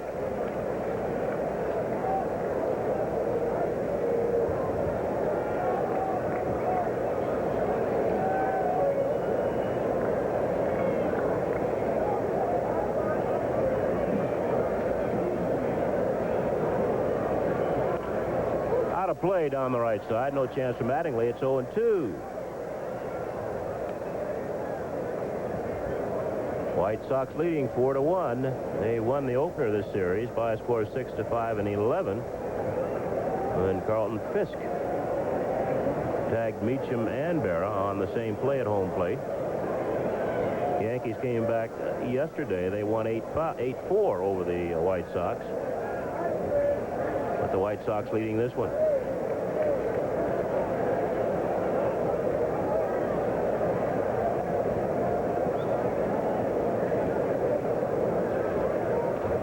Too high.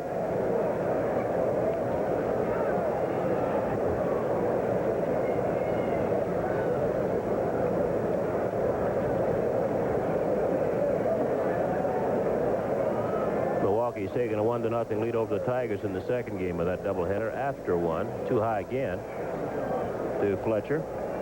Tigers won the opener 7-4. And as of now, they're tied with the Yankees for second place in the American League East. The Yankees are losing this one, and the Tigers are winning the second game.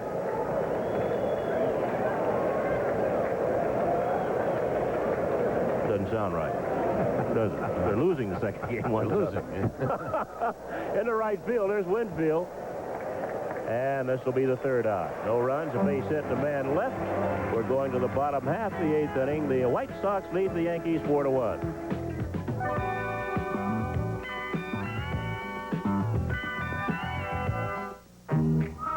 Give me a light. Oh! Bud Light. If you just ask for a light beer, you never know what you'll get. Give me a light. Bud Light. So if you want the less filling light beer with the first name and taste, don't just ask for a light beer. Give me a light. Ask them to bring out their best.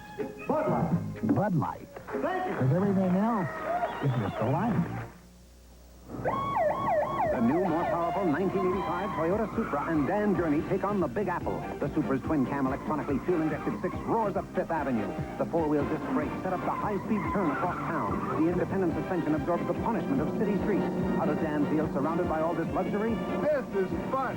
With the George Washington Bridge in sight, Dan and the Supra have brought new meaning to the term rush hour. This is the right stuff.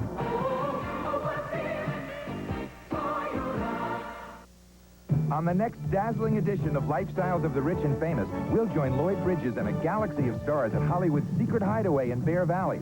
Jeannie Francis finds paradise on a millionaire's yacht, and some rich cowboys down at the YO Ranch show off a six-gun collection worth $40 million. Then whoop it up with some old friends at a glittering showbiz party for Milton Berle, and jet off to Cognac Country to meet the family behind the famous drink. All on Lifestyles of the Rich and Famous. Tonight at 8, only on Channel 11. Participating advertisers in New York Yankee baseball, your Tri-State Dodge dealers who invite you to test drive Fortune Motion, the 1985 Dodge Lancer. Bud Light, the light beer with the first name and taste. Everything else is just a light. Your Toyota dealer and the extra value package trucks that can now save you big bucks on added features. And by the New York Yankees. Couple changes for the White Sox. New left fielder, Reed Nichols, and a new second baseman, Scott Fletcher. And a new broadcaster, Spencer Ross.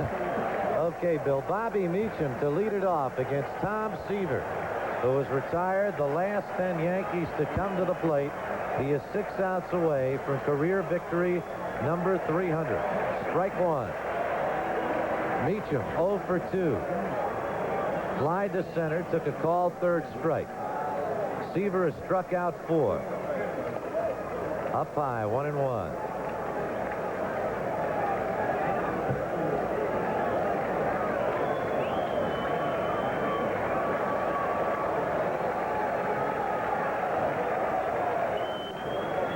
Through the hole, base hit. Walker can't get it. Seaver has retired 10 in a row, and Meacham leads off the 8th inning with a ground single into right field. And right away, the White Sox bullpen gets busy. Here's Meacham again, hands back, turns it over, and hits it through the right side.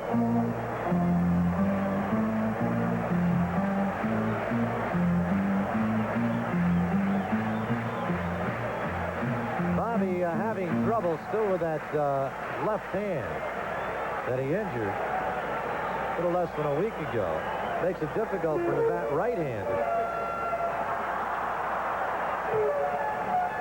Ricky Henderson still looking for his first base hit. He's 0 for 3.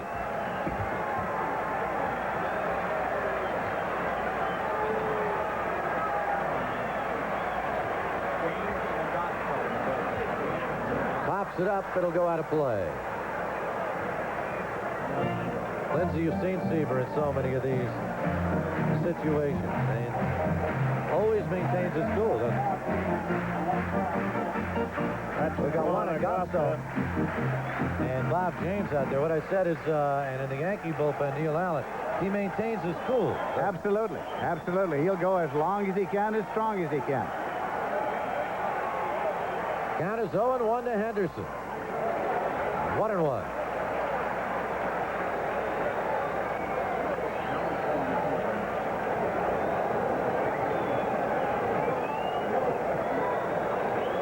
There are mixed emotions in this ballpark. The Yankee fans want a victory for their team, and there are the fans who still think Tom Seaver's a New Yorker. 2-1. And there are a lot of fans. 54,032 out here this afternoon. The Scooters Day.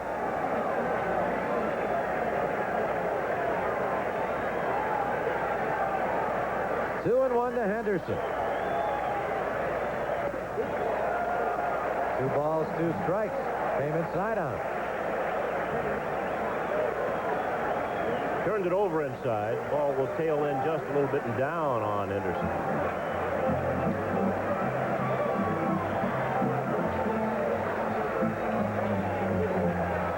Well, I see a knee pad on Seaver's right knee because he scrapes that thing coming off the mound. Yeah, you might. That's right.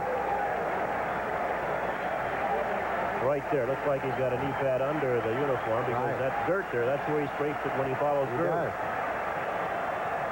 2-2 to Henderson. Whoa, took it. Ball, strike 3. Seaver nips the inside corner. His 5th strikeout and the first out for the Yankees here in the 8th inning. That is that breaking pitch of which we spoke. Fisk's a pretty crafty catcher. He caught that ball and made sure it was in the strike zone. Awfully close pitch, and a good catcher can help a pretty good pitcher. You can catch everything into the strike zone, pulling it into the strike zone, and you'll get a lot of pitches that are close. So 1 man away, and Ken Griffey, who back in the 3rd inning singled home Mike Pagliarulo. Yankees had a 1-0 lead, which held till the 6th when the White Sox broke through to score 4. Down low, 1-0.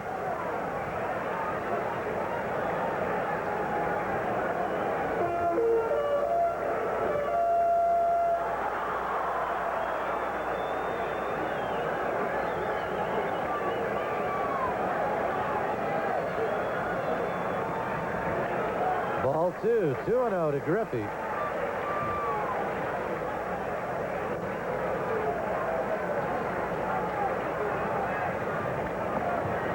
White Sox with 4 runs in the 6th inning when they batted around.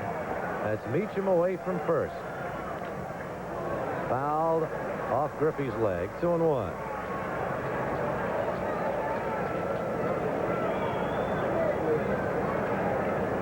The shadows now have passed beyond the mound.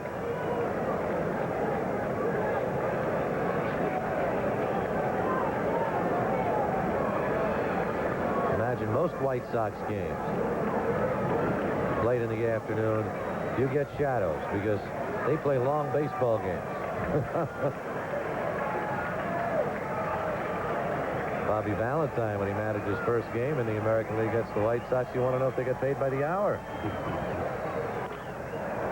The second baseman, Fletcher, goes to short, and Gieschen for 1. So there are 2 men away in the force play, 4-6 if you're scoring. Griffey gets on top of the ball. And Fletcher will go to second base. I thought perhaps he would go to first to make a sure play, but he wants to cut that runoff at second base. Meacham trying to get Guillen, but missed him. So at 2 outs, Mattingly steps in. Singled in the first, bounced into a force play, and grounded out to Walker. He's 1 for 3. Yankees down 4-1. They've been out hit 13-4.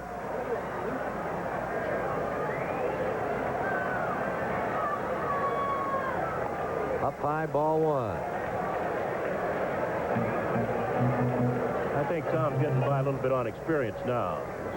That's exactly what he's doing. Yep.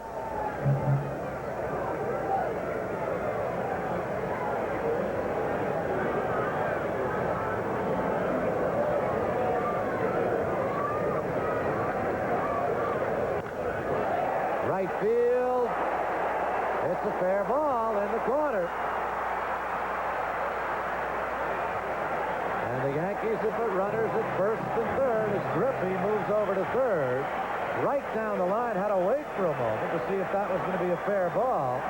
And the tying run will come to the plate. Here's Mattingly ripping the ball into the right field corner.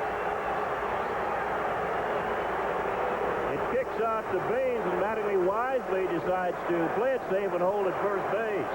Griffey at third. Dave Duncan now out talking with Seaver. I'm sure Tom would like to finish this ball game. And it looks like he's going to stay in. We mentioned earlier that Tony La Russa was booted out of the ball game on a play at home. And, yep, he says, I want to stay. I think that's understandable. Yep. And I think it's understandable also that they would give him the benefit of the doubt if there is indeed one. Tom Seaver's been around long enough to know when it's time to say, I don't want to stay. There's the former president of the United States, Richard Nixon, who's in attendance this afternoon. It's out to see a lot of the New York Yankee ball games. And here is Winfield. Quietly, Winfield represents a tying run there in this ball game. Griffey is at third. Mattingly at first. There are 2 men out. There you see the score. 4-1 Chicago.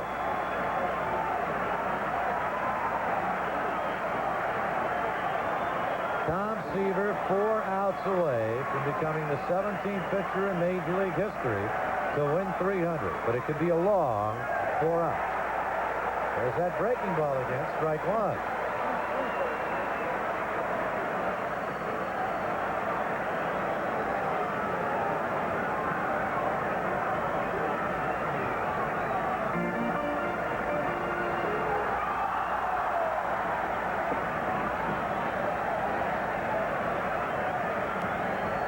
Be a fastball inside here.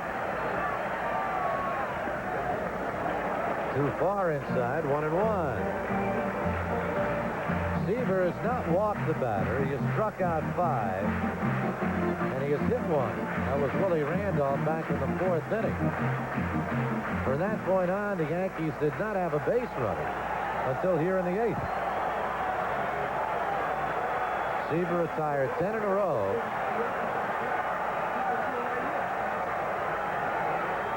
One and 1 to Winfield. 1-2.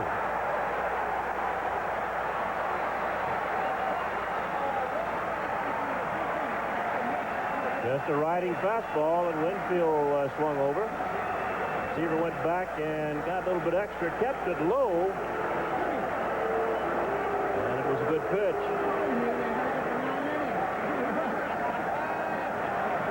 Well, this is what this game is all about right here. The great pitcher against a great hitter and the tying run at the plate. Seaver's been in this situation so many times. The man at the plate's been there too. Dave Winfield. Tom Seaver. Cy Young Award winner in 69, 73, and 75. Here is the 1-2 to Winfield. 2-2.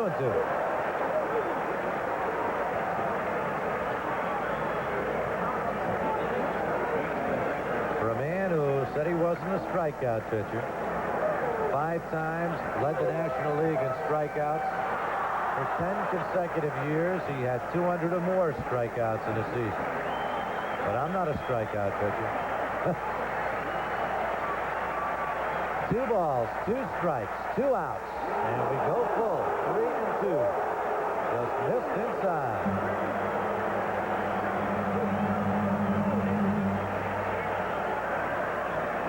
$54,032 on hand. Winfield at the plate. 3-2. 2 outs. He represents the tying run. Griffey is down at third. Mattingly will be running on the pitch as we check Griffey and Mattingly.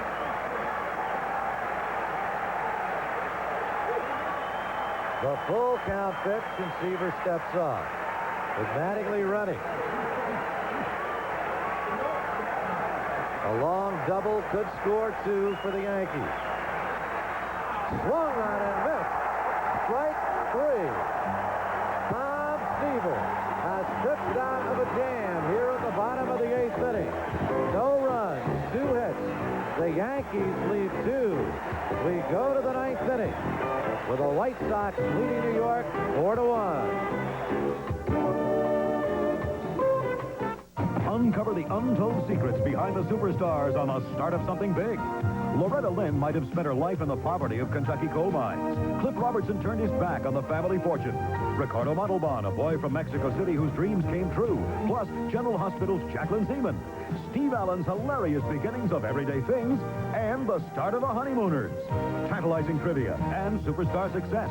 That's the start of something big. Tonight at 9 on Channel 11. Want a good reason why my antacid is Tums? I'll give you 3. 1, Tums is effective. It neutralizes 1/3 more stomach acid than the other leading brand. And that's what I take an antacid for. 2, sodium. I don't want any. And Tums is sodium-free. 3, Tums is rich in calcium. And to me, an extra source of calcium is extra good news.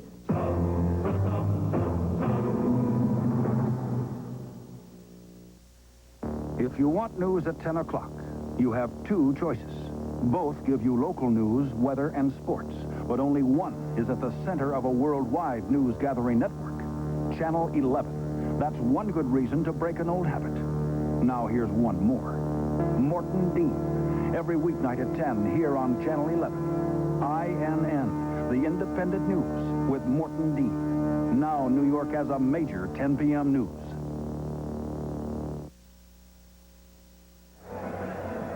Well, the Yankees will use Neil Allen here in the 9th inning. Allen making his 6th appearance as a Yankee. He's pitched 9 1/3 innings, given up 4 earned runs. His ERA 3.86, struck out 4. No record with the Yankees. Bob Shirley went 2 innings, gave up no runs on 2 hits, struck out 2, and did not walk anybody. And he gives way to Neil Allen here. Allen becomes the 4th pitcher used by the Yankees in this game as the White Sox lead it 4-1. Spencer? Well, there's going to be a traffic jam leaving Yankee Stadium. And nobody seems to mind because 54,032 are here, and they have stayed through 8, and they're not leaving. They are looking at a history-making moment. Perhaps if Tom Seaver can retire the Yankees in the 9th inning, he will become the 17th pitcher in Major League history to win 300 games. Neil Allen will face Harold Baines, Greg Walker, and Carlton Fisk here in the 9th. Pop foul. And if you plan to go out and get a soda pop or some liquid refreshment, I imagine this is the time people are doing a little scurrying. They want to be back for the bottom half of the 9th inning. Baines with 2 base hits. And the count is 0-1. 0-2, check it. 1-2. Of course, Neil Allen was gone from the New York Mets when you left Shea Stadium. But he put in some good years. Certainly did. Don Mattingly makes the play unassisted. Of course, when you were there, when Seaver got in trouble, a little left-hander who believed would come on and save so many ball games. Tug McGraw, he certainly would. Tug is now retired. He's no longer active in baseball. When he retired this year, it amazed me when I thought about it. It was almost 20 years Tug McGraw played this game of baseball. Yes. Greg Walker fouls the first pitch away. He's 1 for 2 with a couple of walks. He led off the big 4-run 6th inning for the White Sox with a base on balls. Joe Cowley had shut out the White Sox through the first 5. The White Sox with 4 runs on 5 hits in the 6th inning. And that's fouled 0-2. I want you to know, Spencer, that among those people you were speaking of who will be here and to finish, you can count me because both the planes on which I was booked have long since left. You should have figured it was the White Sox. I didn't know. Nobody told me. 0-2. Now we'll be catching Lindsay on Saturday Night Baseball on the CBS Radio Network. You're doing a big college football schedule, aren't you, Lindsay? 1 a week, and that's about as big as we can get to them. Yeah, you can't play that game much more than once a week. Up 5. 1-2. You'll be working with Paul Horning, right? Paul Horning. Paul and I have worked together about 10 years in years past, so I'll enjoy that. Got him swinging at a bad pitch, strike 3. So there are 2 men out here in the 9th inning. I've been working a good deal of baseball with Johnny Bench, and we've been discussing Tom Seaver and what we think his future is. And Johnny Bench says he thinks he might want to manage or be active in the game somewhere on the field. I talked to Don Drysdale. He doesn't think so. There's the commissioner, Peter Uberoff, in the shirt sleeves there this afternoon. Drysdale said he thinks Seaver wants to be an announcer. And he thinks he wants to move into the broadcast booth because he's had some experience at that already. And he's done well at it. There's a ball of Fisk. I think his longevity would be a little better up here than down there. Foul ball. How many years have you been in this business, Mikey? I shouldn't ask you that. Well, I've had 26 years in the Major League. And with the Mets? All of them. 17 with the Mets. 17 with 17 with the Mets. 9 with the Giants? No, I had 5 with Game of the Week before I ever started with the Mets. And then you went to San Francisco. San Francisco. I was out there for 3, and then I did the pay TV for the Cincinnati Reds finally. And you make your home back in Tennessee now. In Knoxville, Tennessee, yeah. 1-2 to Fisk. Ball 2. I'm like the California fruit pickers. I go where the work is. Looking ahead to the bottom of the ninth, it'll be Pasqua, Hasse, and Randolph scheduled for the Yankees against Tom Seaver. This is hit deep, but foul. And the count's 2-2. And you've always been able to find a crop, haven't you, Mr. Nelson? Well, there's usually one around if you just look around.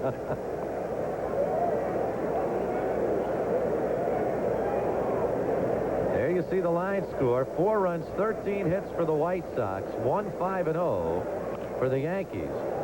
Short right field. Winfield, he has it. The side retired. 1, 2, 3.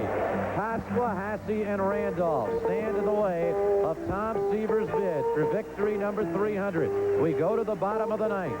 It is 4-1 in favor of Chicago.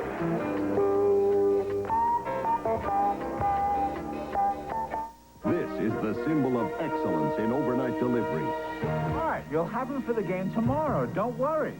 Hey, and sink one for me, huh? This is express mail next day service from the post office. Our 2-pound pack is just $10.75, about half what most others charge. And when you need it there tomorrow, we deliver. Tom sinks it to win 91-90. Express mail service. We deliver excellence for less. Give me a light. Oh! Bud Light. If you just ask for a light beer, you never know what you'll get. Give me a light. Bud Light. So if you want the less filling light beer with the first name and taste, don't just ask for a light beer. Give me a light. Ask them to bring out their best. Bud Light. Bud Light. Thank you. Because everything else is just a light. Air conditioning? Take action. Weather stripping? Take action. Insulation? Take action. Take action now. Visit Con Edison's Energy Action Center in Queens. Learn how to save energy and money in your home or apartment. There are hands-on experiments, exhibits, and a computer to show you how to conserve energy and save. Let our energy experts answer questions about Con Edison's consumer services. The Con Edison Energy Action Center at Queens Boulevard and Union Turnpike in Forest Hills. It's free, open Monday to Friday. Take action. He broke in 1967, won his first game on April the 20th, his 50th in August of 69, his 100th in May of 72, May of 75, 150, number 200, September 15th, 1977, and 250 on May 19th, 1981. Today is August 4th, 1985, perhaps another milestone date for Tom Seaver as he goes to the bottom of the ninth inning with a 4-1 lead over the New York Yankees. He has given up but 5 base hits. The Yankees threatened in the 8th. A couple of hits, but he struck out Winfield. And Pasqua rocks one to right off the wall. So Pasqua leads off the ninth inning with a single off Tom Seaver. Close to a home run.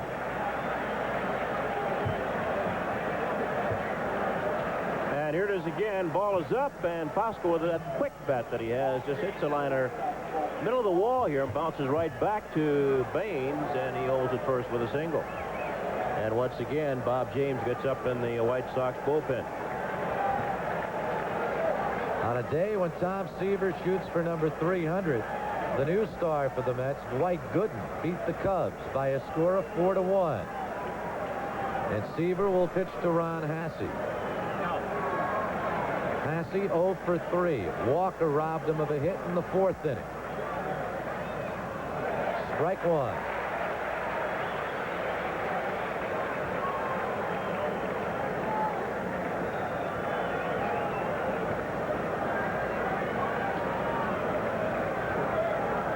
Seaver has struck out 6. He is yet to walk a batter. Outside.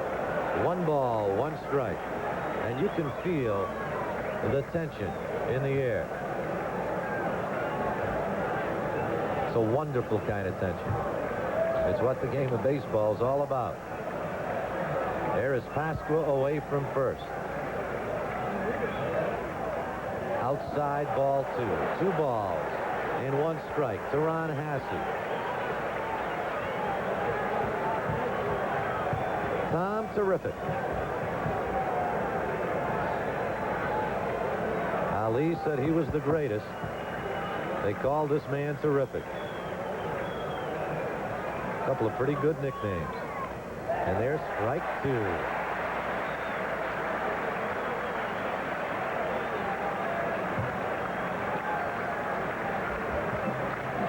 They call Gooden the doctor. This is a doctor at work. He's examining the patient, surveying the situation. 2 balls, 2 strikes. Seaver will have to try it again.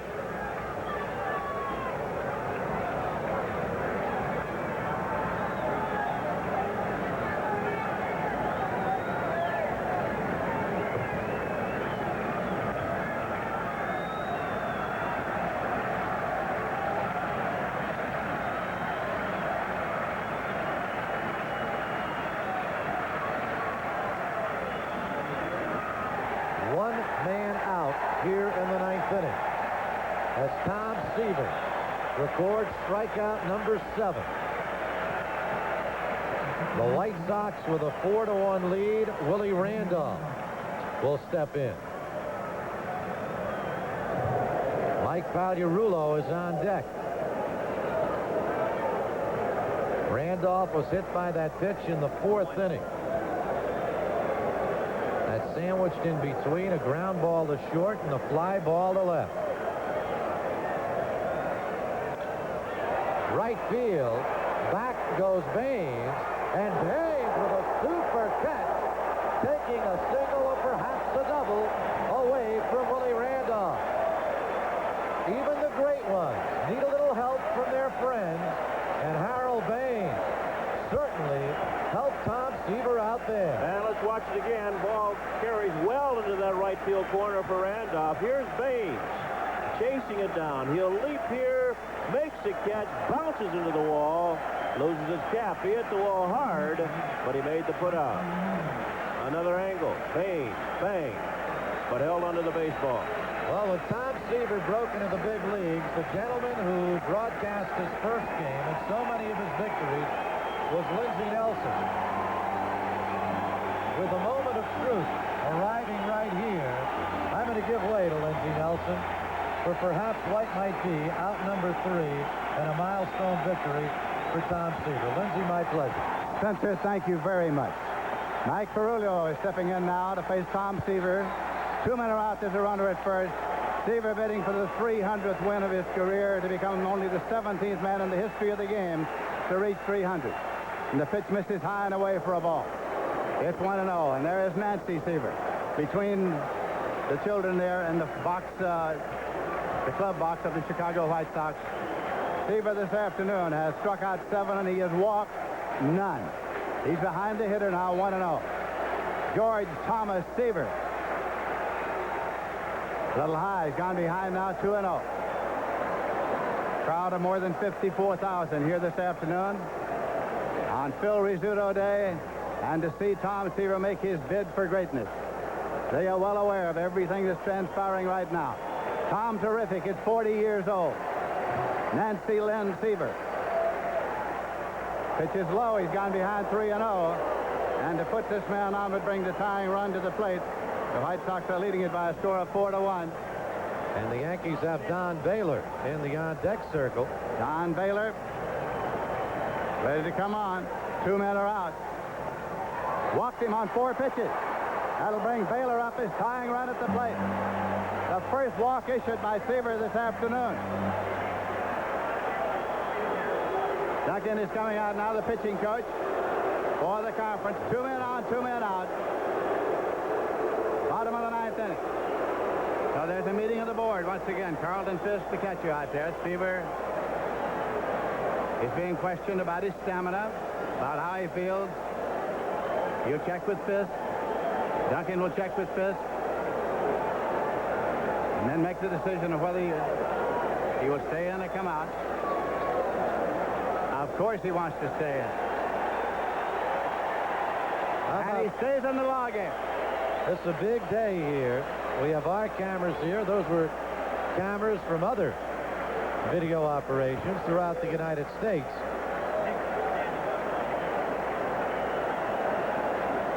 This crowd is on its feet to an extent, as Don Baylor will step in to pinch hit for Bobby Meacham. A single by Pascal. Randolph was robbed by Bain for the second out, and then a walk to Pagliarulo, and there is former President Richard Nixon on his feet in the Yankee owner's box. Seaver is ready to work now to Don Baylor, and it's a high fly ball. It should be playable. Nichols is moving over. Nichols is there. The ball game is over. Seaver has won 300. He has become the 17th man in the history of baseball to win 300 games.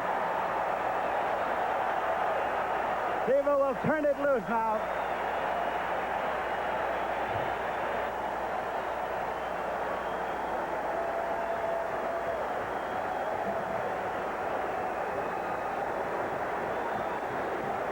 A 40-year-old terrific Tom Seaver. Look at the emotion spilling out all over. There's his family. And if you could hear him right now, his voice is up in such a high key, only the dogs can understand it. Well, he's a 40-year-old man, but this is a game for kids. And that kid is a very, very happy individual.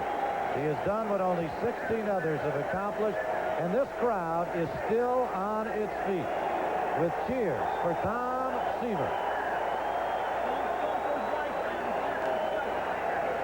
There he is. That's Nancy. That's his wife, Nancy Lynn. They were married in Jacksonville, Florida, the first year that he signed for professional baseball with the Mets. That's his daughter. That's his eldest daughter.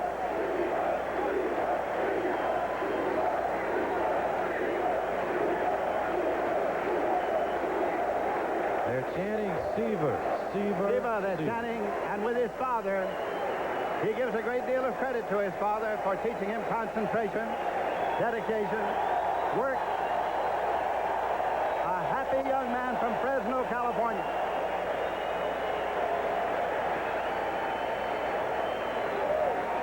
He began with the Mets in April of 1967 with his first victory. And here at the Sports Shrine of Yankee Stadium in New York, he has made it 300.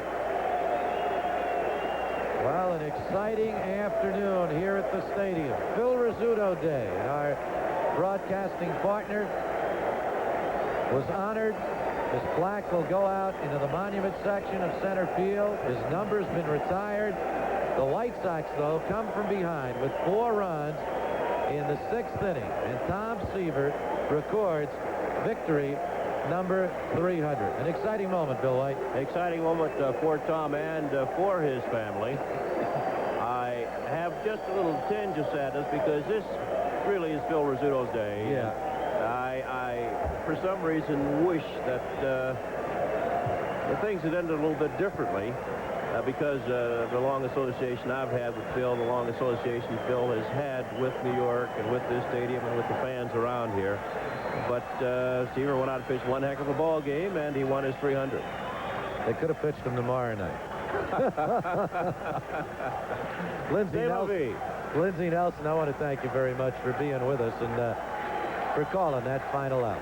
Spencer, I want to thank you. I want to thank Bill. I want to thank Scooter. And I want to thank WPIX for inviting me. Thank you very much. Well, Tom Seaver records victory number 300 of his career. And there are going to be many more for the right-hander. There'll be some more for the right-hander. I think it gets to a point whether how long you want to go out and do it and sacrifice, being away from your family. Once you get into your 40s, sometimes your priorities change. And, of course, he has gotten past one milestone. And Tom might say that I want to do something else with my life. I think all ball players get to that period. Well, he has a varied interest. He's interested in doing many, many things, and he might at any time decide that he wants to pursue some of them right now. Who knows? Well, right now, he is looking to pursue career victory number 301. He struck out 7. He walked 1, gave up 6 hits, had rough sledding in the 8th and 9th inning. In the 8th, with runners at 1st and 3rd and 2 outs, he struck out Dave Winfield on a 3-2 pitch. In the 9th, Pask was singled. He struck out Hasse. Randolph hit deep to right. Harold Baines robbed Randolph with a running catch that he grabbed over his shoulder and banged into the wall. Here is Seaver one more time coming out of the dugout to receive the cheers of his hometown fans, because Tom Seaver may be wearing that White Sox gray, but he has come home to win number 300. A curtain call. Phil Necro, who may himself be reaching 300 very soon. He patted Phil on his stomach. Hey, you get a little chubby there, old man. Well, Phil's got 6 years on him. 295 for Necro. And Tom Seaver. An exciting day for all of us here. Exciting, as Bill said, for the Scooters. We're happy for Phil Rizzuto. His number retired. His plaque going out in the center field.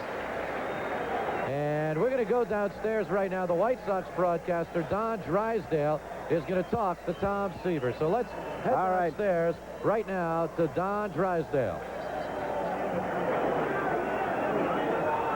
Tommy, I know this has to be maybe the biggest day of your life. Has it ever been anything more gratifying? I don't think so, Don. I mean, I try to control my emotions as best I can, all the way up really up to 299. I thought I did an excellent job, but today was like my first day in the big leagues, you know, like pitching opening day, my rookie year.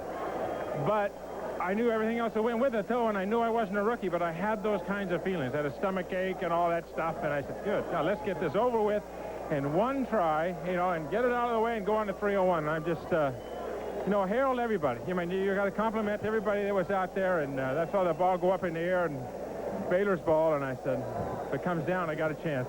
You know, I talked to you prior to the game. You felt at that time it looked like cool, calm, and collected, but all of a sudden I said that it's going out there to start warming up when things start to feel a little bit. Well, I actually, when I start to warm up, I feel better. I get some physical energy going. I get nervous before the game, and I always do. And when I start warming up, it goes, so it didn't go away today. I went down there, my stomach still hurt. I had a headache, and I go, what is going on? This is supposed to be, and I've talked myself into this being another day, but, you know, deep down in your heart and the bottom of your stomach, you know it's not another day. And it was being here in New York in front of the New York fans, and it's just, you know, if I'd have lost, it would have been a lousy day. I didn't lose, we won, and it was a great day. Tommy, when you went out there this afternoon, was there a key inning, a key pitch that was the ball game for you? Well, I think you don't really know. Late in the game, getting Winfield out on the strikeout, that's a big out. And my objective was to cure. I really had 3 objectives. Keep Henderson off the base, keep Winfield in the park, and keep Mattingly in the park. You know, this is the ballpark for home runs down the line. Winfield here, it's only, what, 312. You're safe in left center or whatever, but I try to keep those 3 guys in the ballpark. And those were really my main objectives. And I want to throw low strikes, and I want to change speeds. And those are the things I talked to myself about when I drove in today. And for the most part, I executed. I got a little tired at the end. But I had a couple of guys out there kicking me in the rear end to get me going. Ozzie was doing it, and Pudge was doing it, and Dunk was there. He says, this is the one you've been waiting for.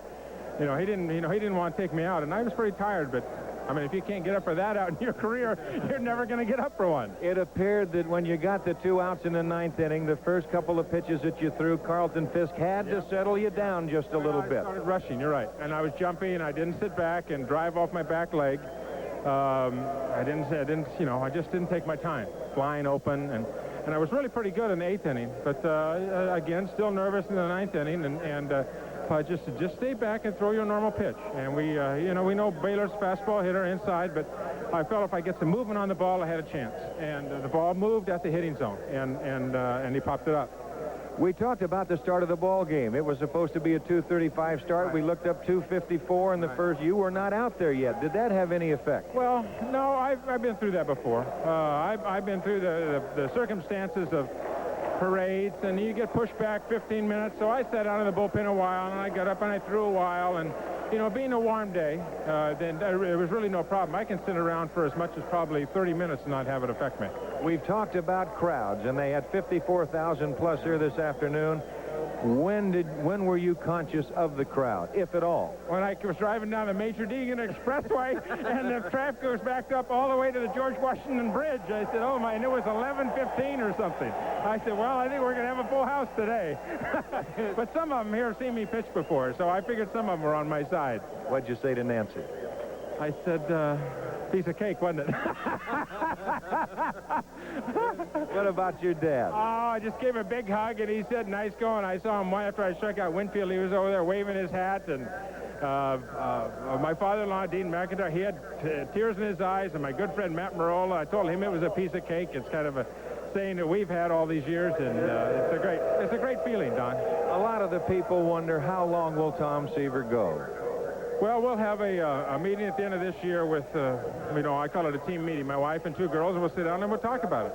And I'm 90% sure that I'll pitch next year, but I've got to get it by the chairman of the board over there to see if I can.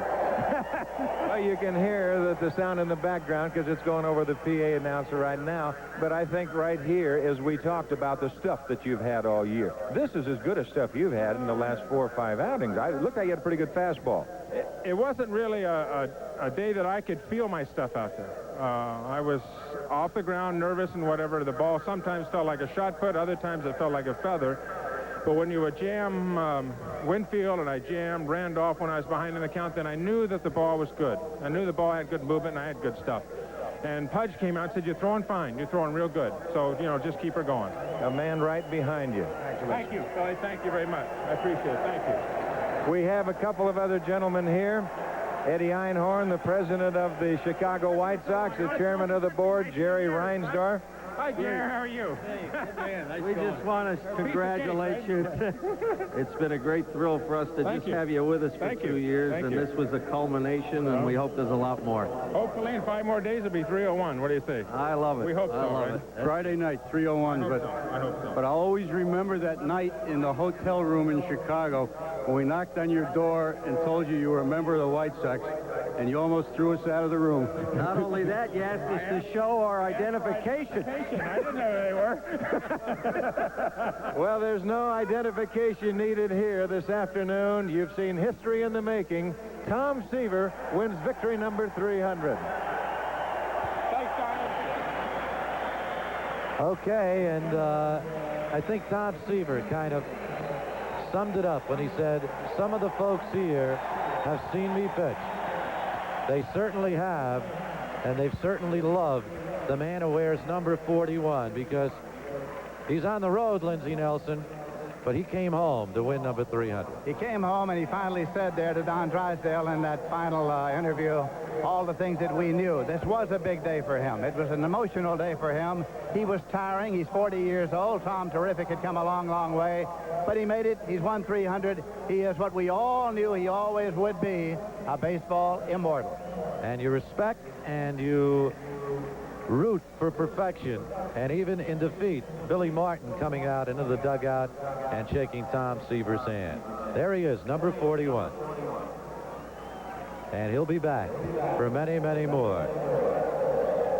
There's the final out of the ball game, and the White Sox come running out of the dugout and retreating in from the field to congratulate Tom Seaver, who becomes the 17th pitcher in Major League history to record victory number 300 for Seaver, his 12th victory of the year. He pointed out that key strikeout of Dave Winfield in the 8th inning. Yankees had runners at first and third. He was tired, Lindsey Nelson. He was tired again in the 9th inning, but he found something extra. The right stuff, I guess somebody once called it, in writing a book about a different form of athletic endeavor, so to speak. On another day, under other circumstances, he might very well have considered to come out of the ball game late, but he was not going to come out of this ball game if he could possibly prevent it, because he wanted this one badly, and he got it. Well, this wasn't just any other day for Tom Seaver. A special day for 40-year-old Tom Seaver, and I think from all the baseball fans all over America who are watching today, we echo that. Thanks, Tom Seaver. The Yankees dropped the ball game, 4 runs, 13 hits, 1 error. For Chicago, the Yankees with 1 run, 6 hits, and no errors, as the White Sox come from behind with 4 runs in the 6th inning to beat the New York Yankees. Here's the way that 6th inning went. For the White Sox, Greg Walker led off with a base on balls.